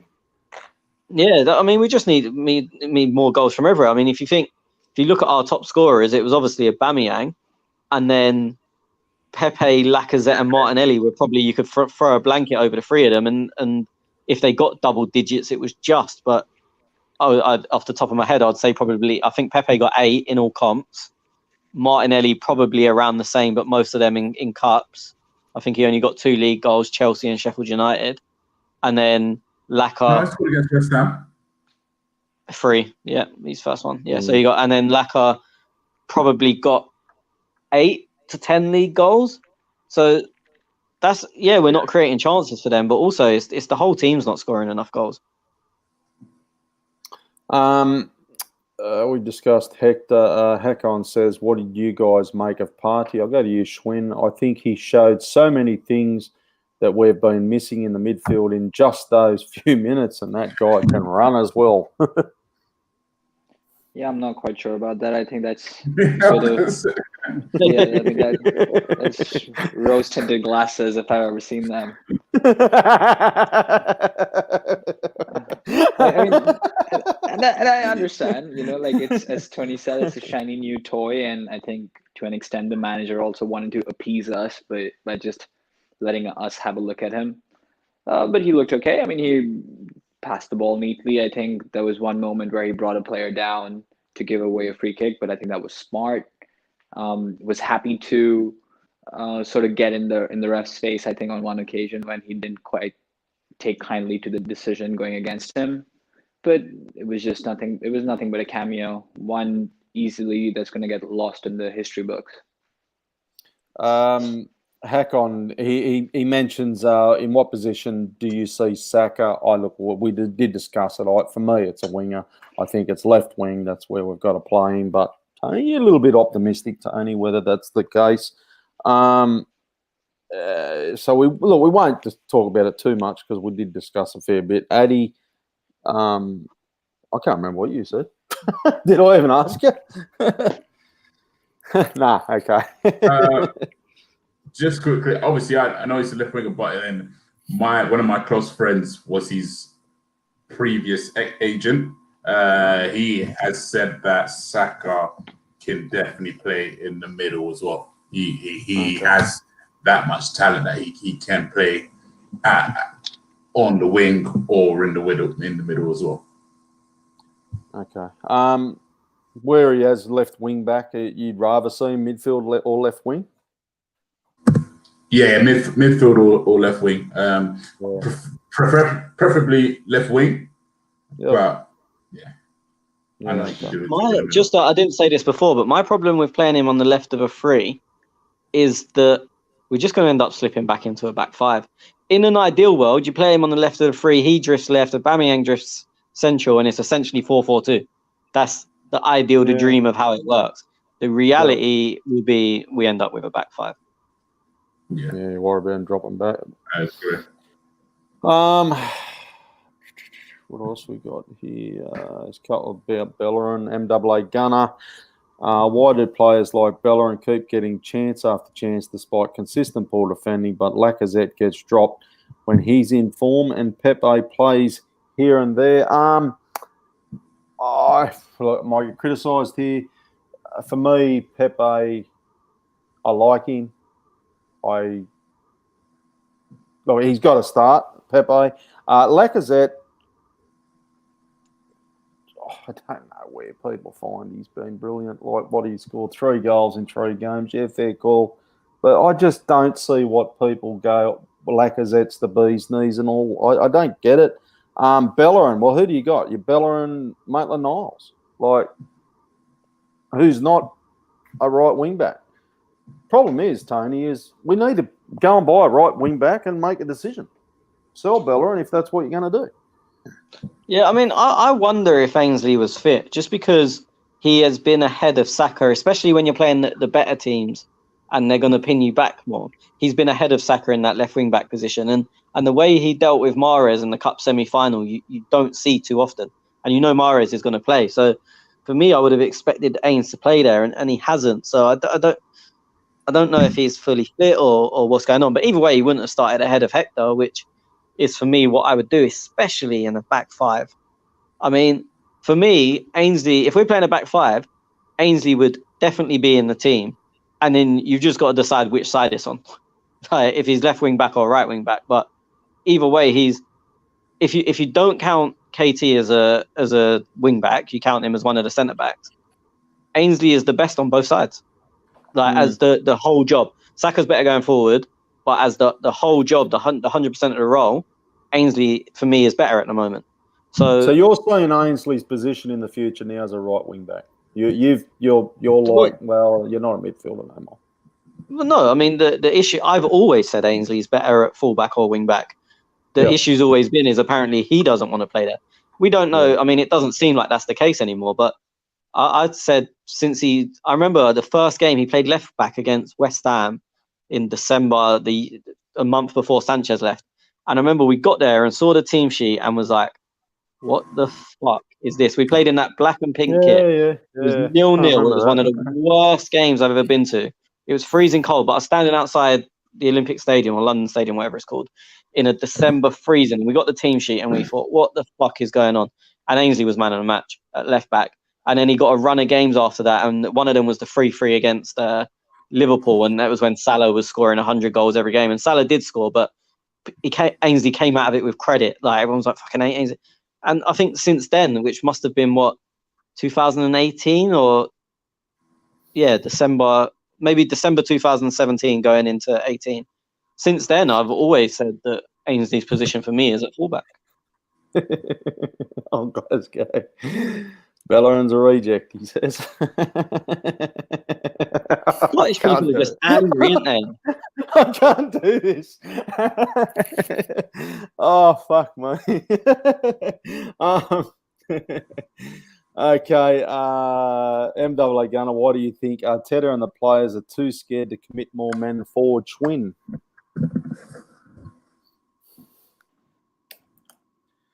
Hello, Schwinn. Help. He just unmuted himself and then muted himself again. I don't know. He didn't want to take that question. Sorry. He's pissing himself laughing at the old goon at Glasgow. Yeah, because we're a team of rejects. That's the answer to that question. That's what I got to deal with. But yeah, was the question that why are we scared of committing men forward? Why do you think Arteta and the players are too scared? Yeah, and the players are too scared to commit more men forward. I think there's just general caution. I think there's a respect for what the manager has told them to do, the areas they've been asked to cover, and they may see something happening which is not going to plan, and they may react at times. But I think there's a general faith that the players have for the manager, and I think that's dictating a lot of the movement, a lot of the decisions. Definitely not when they're going wrong, but at least in passive time off the ball, which is where the majority of the game happens. I think there's a lot of respect for the structure, and I think committing men is something that comes with movement, comes with fluidity. And because we're not able to string those plays together, I think we're not finding that rhythm that is bringing us into those positions, arriving into the box if you're a Dani Ceballos, or Pepe, looking for that last defender and making a run in behind. We're just not able to string those plays together. I think as that comes, we'll see more and more of it. Do you think you're going to see a formation change, with Partey coming in? And I think we discussed it on our tactics pod on the Patreon stuff, with 3 in the mid, 3 at the back. Are we looking at something like that, you think? Yes, I mean, we can, and excuse my French here, but we can dumb it down to calling it formations. But really what's going to change is where the build-up happens. Right now we're building from the back, and there's a lot of time that the ball spends in the back. I think if we are to integrate Partey and if we are to change things, then we're going to do a lot of that building up in midfield, push the lines higher up, and then get Aubameyang and some of our more killer players closer to goal.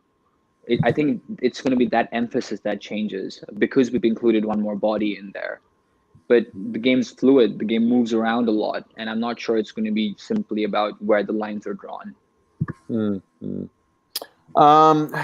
Okay, we're just going to watch this space, I think, with that.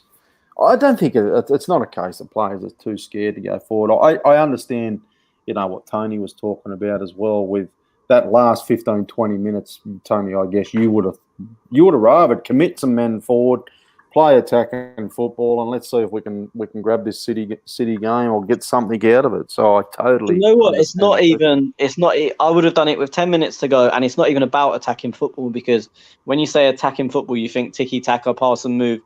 I would have been playing fucking final third entries. Get as many men as high up the pitch as you can, and kick the fucking ball as close to their goal as you can. And if they defend really high, then still kick the ball in behind and have a race, but don't go anywhere near Kyle Walker. That is because you ain't winning that race. I don't expect you to go from a passive back 5 to then go tiki taka, pass and move, 1-2s, triangles. That's not realistic. It's never going to happen. But get the ball near their goal and fight for it. Win second balls and make them struggle, and then they might hash a clearance or bring someone down. It's not like they're the most sound defensive team in the world. I mean, I wouldn't even say I wanted more attacking football. I wanted to try and make them panic with 10 minutes. I mean, look at West Ham. I know it's 3-0 down, but with 8 minutes to go, they're 3-0 down, and all they done was got the ball in the box. They rolled the dice, Played long. But they didn't go to attacking football in air quotes. They got the ball wide, pull it in. Balbuena scored a header. They got the ball wide, pull it in, own goal. The third goal, they got the ball wide, pull it in. It came out and the guy scored a worldie. But it's all come from just getting the fucking ball in the box. It's not attacking football. Do you know what I mean? It's not. There's no system to it. It was get the ball in the box and see if they panic. And it's Tottenham, so they did, and they do. It's what they do. But City do that as well, but we didn't find out. Mm-hmm.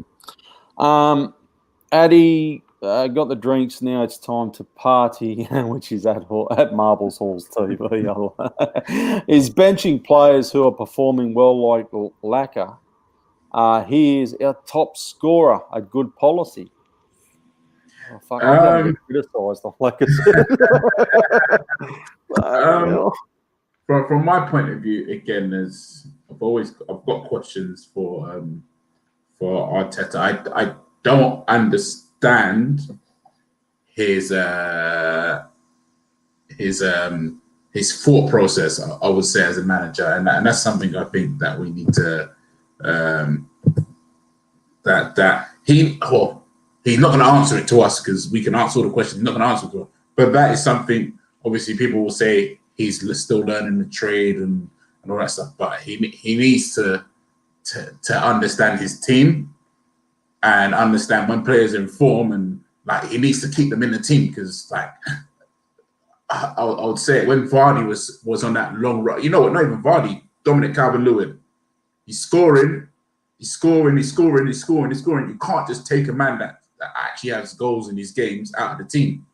Like you just leave him in his team because you just have that lucky break sometimes, and you can go 5, 6, 7 games and scoring. So again, like Arteta needs to understand that like, cool, even though it may not suit your game, you may need to leave him in there because he might just get a goal. Oh, Glasgow Gunner. Oh, you know what? Yeah, I'm going to answer that question at the end because I've got something I need to read first. Okay. So when I'll answer that question. Yeah, right. Okay, a couple other questions have come through the chat. I did see them earlier. Someone did say a formation. I think it was 3. La. He said, surely we need to go, Tony. Tell read the name. Tell read La, the name. Isn't it La? Put the surname on. La Janice.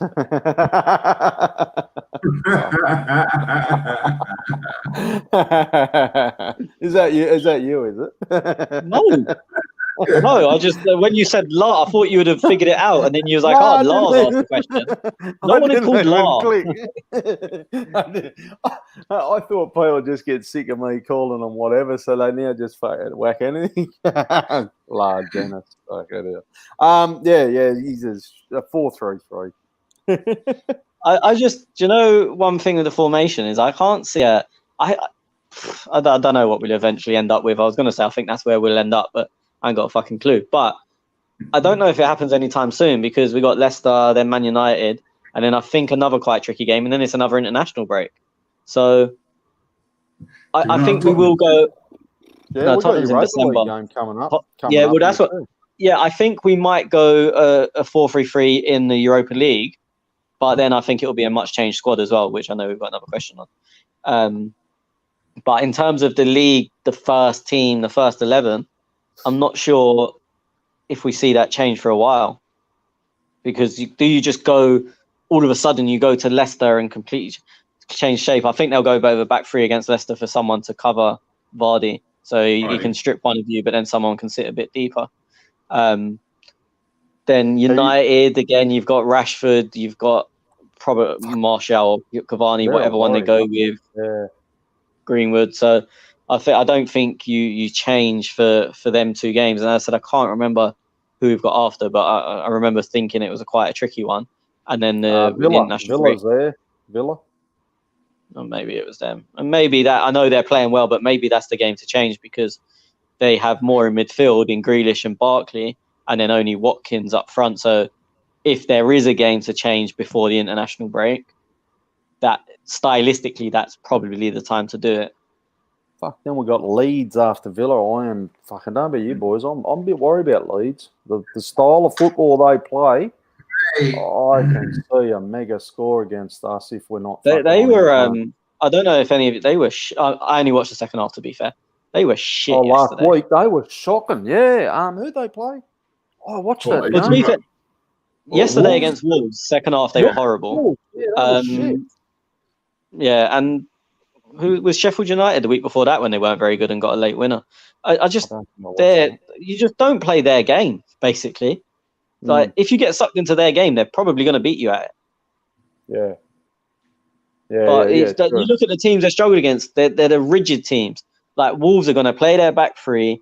Their wing backs are going to sit there. They don't give a shit what you do. Wolves never have. They don't care if they're playing Liverpool or West Brom. Wolves are Wolves. Like, and Sheffield United are the same to an extent. Their centre backs are going to overlap, regardless of if you're Barcelona, Real Madrid, or Leyton Orient. Like, and they're the teams that Leeds struggle against.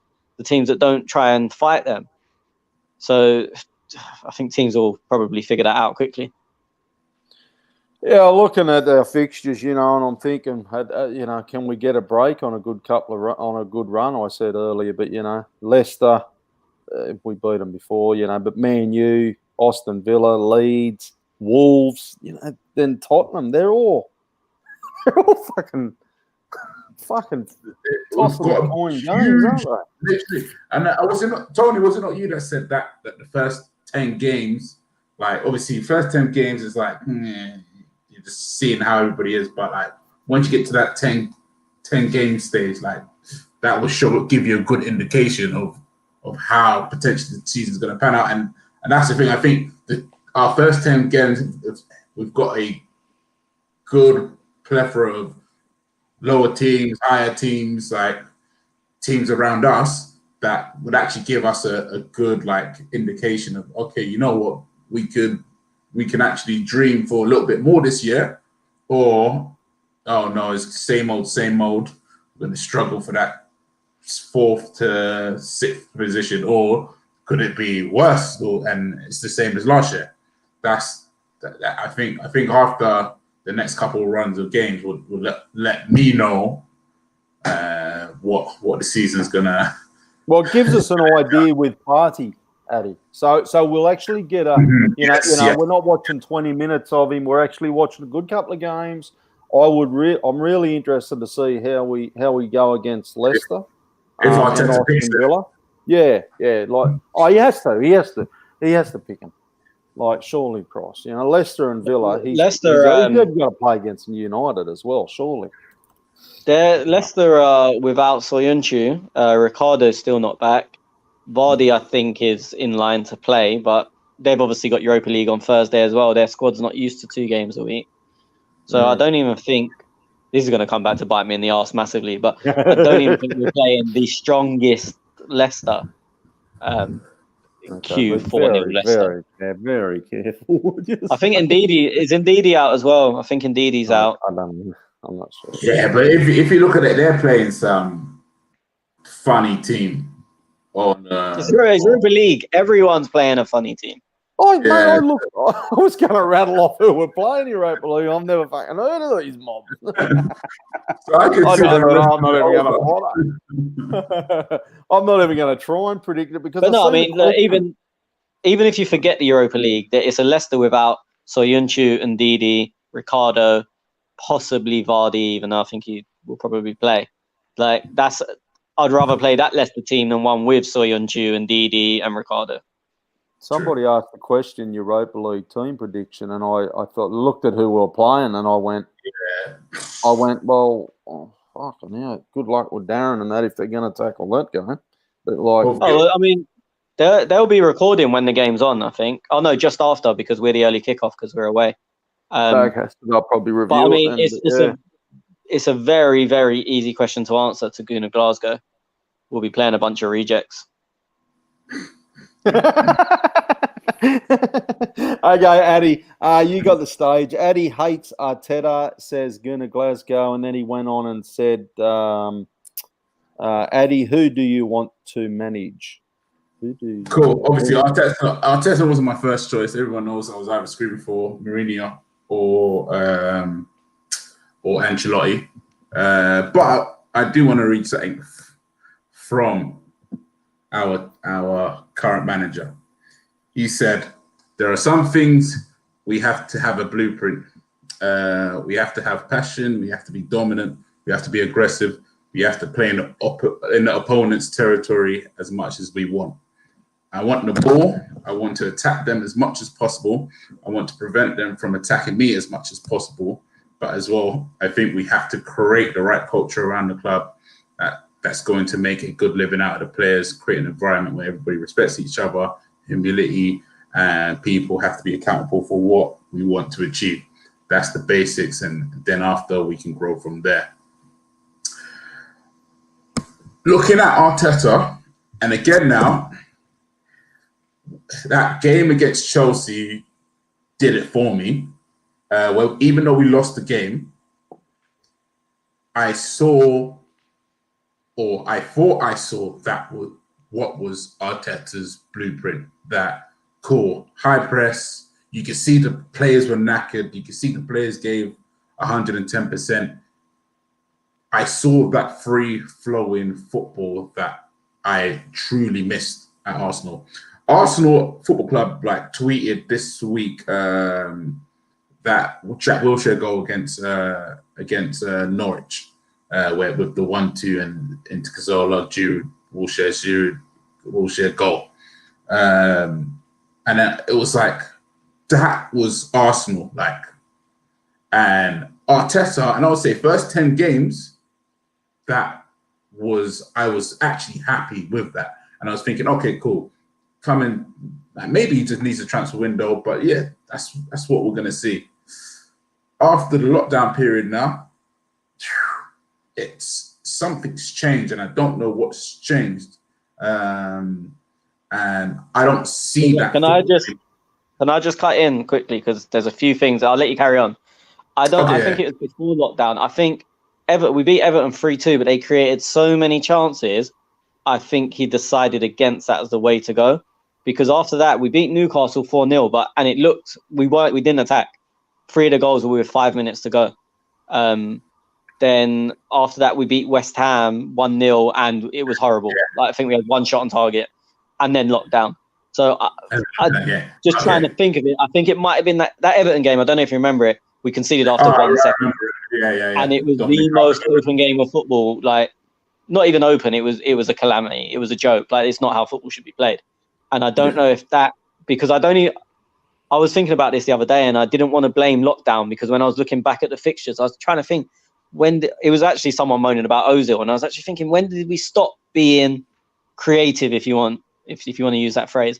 And I was looking at the games, and I was like, that Everton game, I think, is a key, because even after that, we beat Portsmouth in the cup 2-0. I was there, but even then, we weren't I know it's a lot of changed players, but we still had I think Ceballos played. Martinelli played. We had good players, and it wasn't like we bounced around them.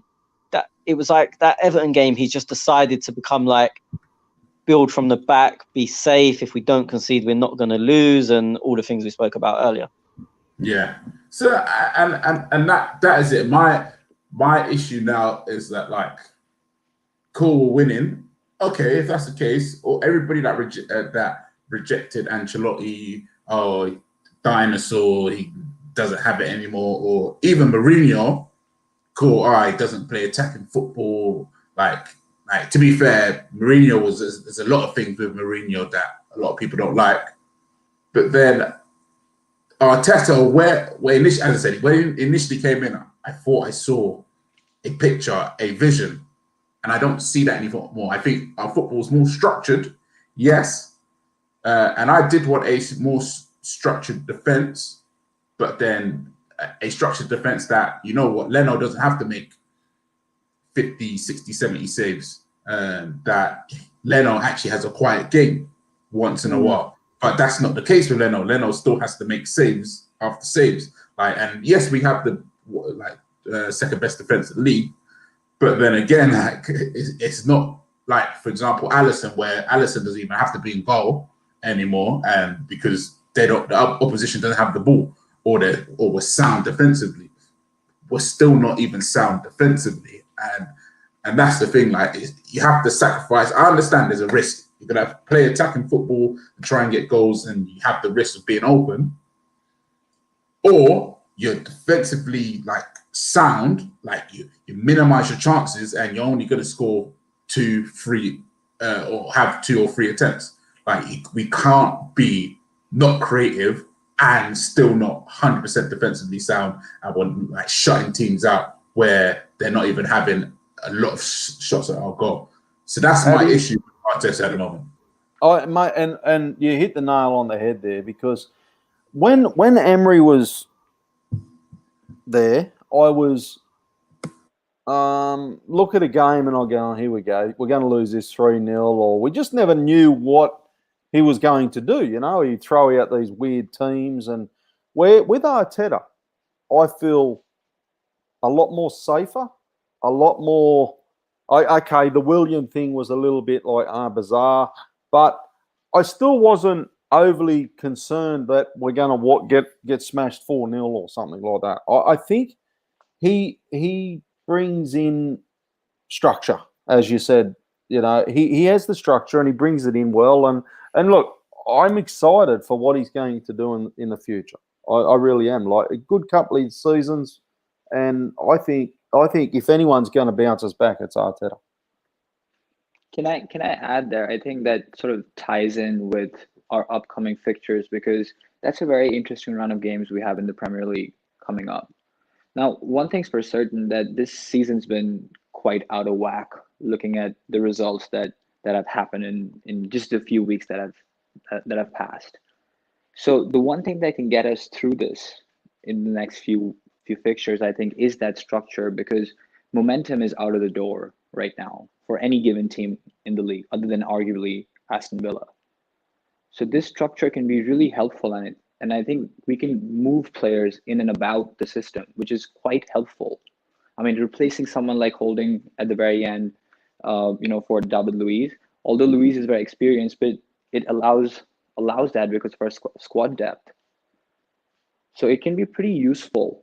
So, and I think that's where some of our grievances with Arteta are understandable, because the brand of football isn't what was promised. But I think it's coming. We just got to be a bit more patient. Oh, yeah, absolutely. Couldn't agree more.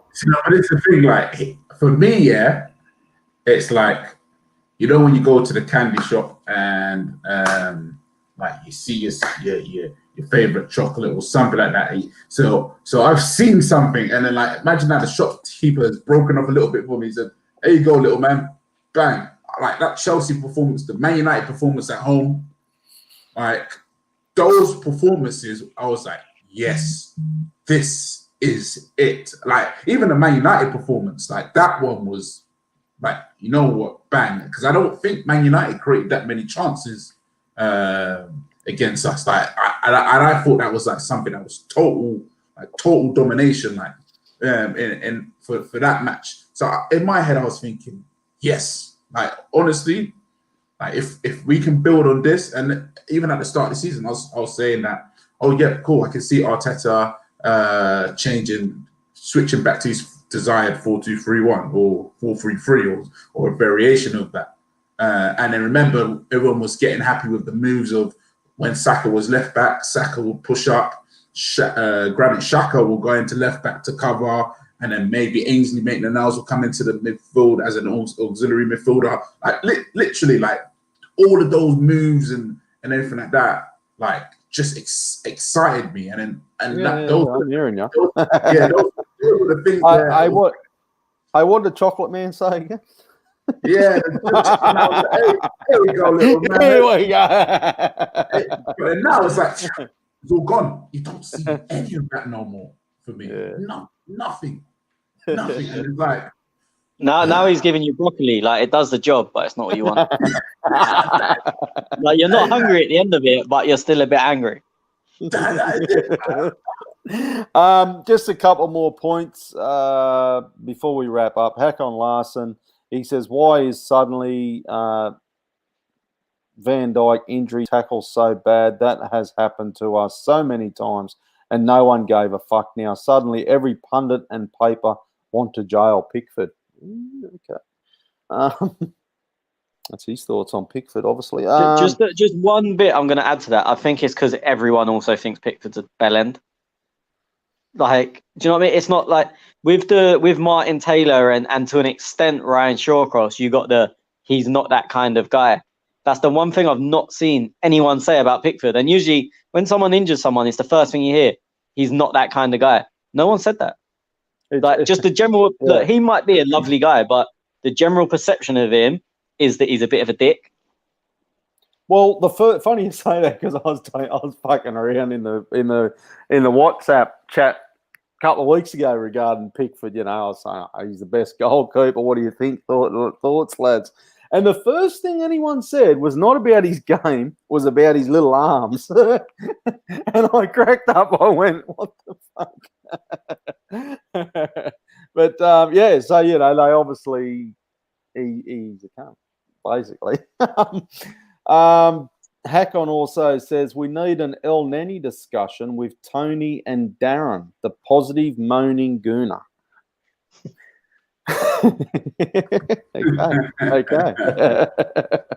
Okay. Watch this space. Okay, is that it, boys? You happy?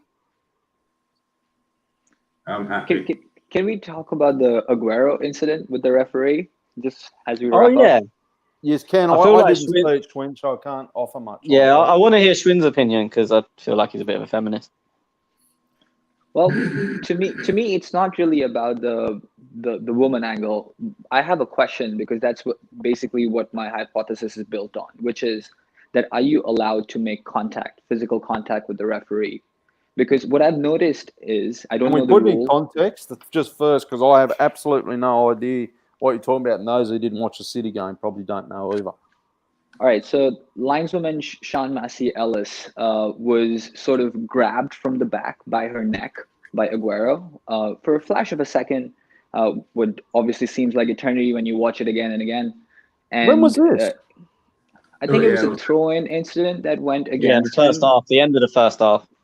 Oh, I wouldn't say didn't grabbed. see it. I would say he put his hand on the back of her neck, but that's semantics. Sure, placed. Let's say placed his hand, perhaps. And the way it pans out in the video, and maybe I'm bringing my bias in here, is that her instinctive reaction, it was like a reflex action for her to, get his arm off her. So it sort of makes it look a bit more aggressive, in my opinion. Anyway, so my whole idea is that it's not legal to make contact with a referee. Usually referees get mad with it. You can see it with their eyes, or they'll ask the player to move his hand or whatever it might be. So going by that rule, if that exists, I think it's crossing a boundary, which should be at least a fine or a ban. I'm not sure of the rules, so I'm not sure how it should go from there. Go on, Tony. Yeah, so the press have gone wild about this over here, and I know everyone apart from Tez is over here, so I don't know why I need to say that anymore. But the press have gone wild about it. For me, it is a whole load of nothing. Like, The thing is, she is such a good lino. She's not a female when she's on that pitch. Like, she is just another Lions person who is the best in the country for me, or at least in the top two. There's another guy, I don't know his name. So there's because this argument's been going around, and there's pictures going around of Pogba with his arm around Anthony Taylor, and they're saying, well, why didn't anyone cause a stink because of this? If you're saying it's not a gender thing, it's like what Schwinn's saying, you can't put your hand on them. I guess it's I don't know what the actual rule is about putting your hands on them, but I feel like it's something we see quite a lot, like a player put an arm around her. I think I'm not blaming her because it's like victim blaming, but I think her reaction is both right in getting his hand off, but also does make it look a little bit worse because, as you said, it's like a hurry to get him off. But I think she's just trying to get on with her job. And I was listening to the radio yesterday, and they were saying that she's a very strong character, and she would have called the ref over if she felt there was a problem, or at least put it in her report at the end of the game, or told the ref to include it in the report. There won't be a ban, or, well, as far as I understand, there won't be a ban or anything because it wasn't reported. She didn't deem it worthy of even talking about, which is what gets me. She, for whatever reason, thinks it's a non-incident, but the rest of the world want to make it an incident. For me, I don't see anything in it. And sort of where's it stop? As I said, there's a reason I didn't want to say grab, because if you say I'll put his hand on a back or a neck, when you're jogging past a ref, and if you like lean on him or put your hand in, like tap him on the back, well done, mate, whatever, where does the line get drawn? Where do you stop? So for me, I just think it's a non-incident. And if it was a man, no one would be talking about it because it happens probably every week with a male assistant or fourth official. You got to remember, a fourth official and the assistant are the same. And people touch the fourth official all the time. When they're coming on as a sub, they pat him on the back, oh, good luck, mate, whatever. So for me, people are making it an issue because she's a woman while saying it's not because she's a woman. Because, as I said, for me, there's 22 players on the pitch and 3 or 4 officials if you count the fourth. I don't care about their gender. I got nothing. I was just reading. Sorry, I'm not even going to read that out. No. I don't know what it means. Only thing Because you said it's right around the throat or something, didn't you? No, it wasn't around the throat. No. The only thing I'll add here, the only thing I'll add to that is that so many refs get touched, arms, shoulders, pushed over, and again now, if she deemed that it was something more, I think she would have highlighted it. I remember when Di Maria got sent off against Arsenal. Yeah, in the cup, second booking. Second booking. He actually grabbed the referee. That for me, that was a grab. That was a So ref. yeah, this is where it comes in. If she thinks it's violent, it's a red card. If it's not violent, there's no. I don't know what the actual rule is, but that's the way it's always been interpreted. So again now, and if you look at Aguero, whether it's right or wrong, he's touched the referees and all officials in so many different types of ways. Like there's loads of pictures of Aguero. I see it week in, week out with all players though. So then, I do think you're not allowed to, but then the Premier League need to then now say, okay, you can't touch anybody, regardless of. Yeah, that's right. Yeah, there needs to be a blanket rule, and that's it. But at the moment, there isn't a blanket rule because again, now you got referees hugging players. Like that's the sport we're in. Like the referees communicate with the players, they joke around with the players. Like imagine in France now. I remember when the referee sent off that player when he tripped him up accidentally. Like that's the thing. Like, I think that they've made this so much bigger than it was.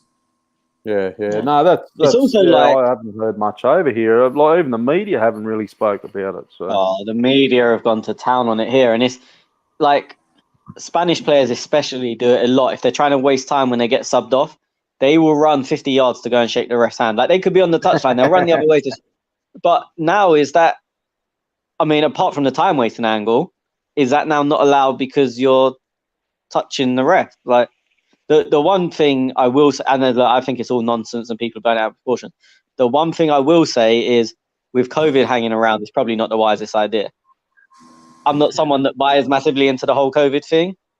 I'm not saying I don't believe in it, but I think people choose your words carefully. Yeah, I've just got to correct that before there's some comments coming in. But I'm not buying into the whole scare things of it. But when the world is as it is at the moment, touching people, even if everyone's been tested and blah blah blah, probably isn't the most fantastic idea. Yeah, 100%. Yeah, I agree with that. If they came on it from that angle, then I don't think anyone can say anything. Nah. Yeah, but I mean, regardless of COVID and whatnot, I don't think it's a punishable offence by fine or by suspension or by anything. And I know they asked and people have been pissed off with Guardiola because they asked him about it, and he said it's a non-event, and I agree with him. And people, he's a misogynist, blah blah blah blah blah. For me, I agree with him. It's a non-event. Mm-hmm. Okay, that's it. 2 hours and 3 minutes, and we're still waffling on. Darren and the preview boys with their little AI show will be getting the shits listening to this. Fuck you, Darren. No, I'm only joking, Daz. Good on you, mate, and you can listen to their show. Oh, they'll probably do a preview show. They won't do Europa League, so they'll probably do something. I haven't got the thing up now at the moment, but they'll probably do something anyway, have a talk and whatnot with the news and stuff. That's it, lads. Thank you once again. It's been a pleasure. Thank you very much. Thank you very Thanks, much. thanks, Schwinn. Yeah, we might see you boys next week. And Jack, I think, will be back with us again. Thank you, everybody, for downloading. Thank you for listening live. Thank you for your comments. Thank you for your questions. Thank you for your support. Don't forget, you can join us on Patreon. You can follow us at @clockend_talk. Goodbye and good night, and see you all next week.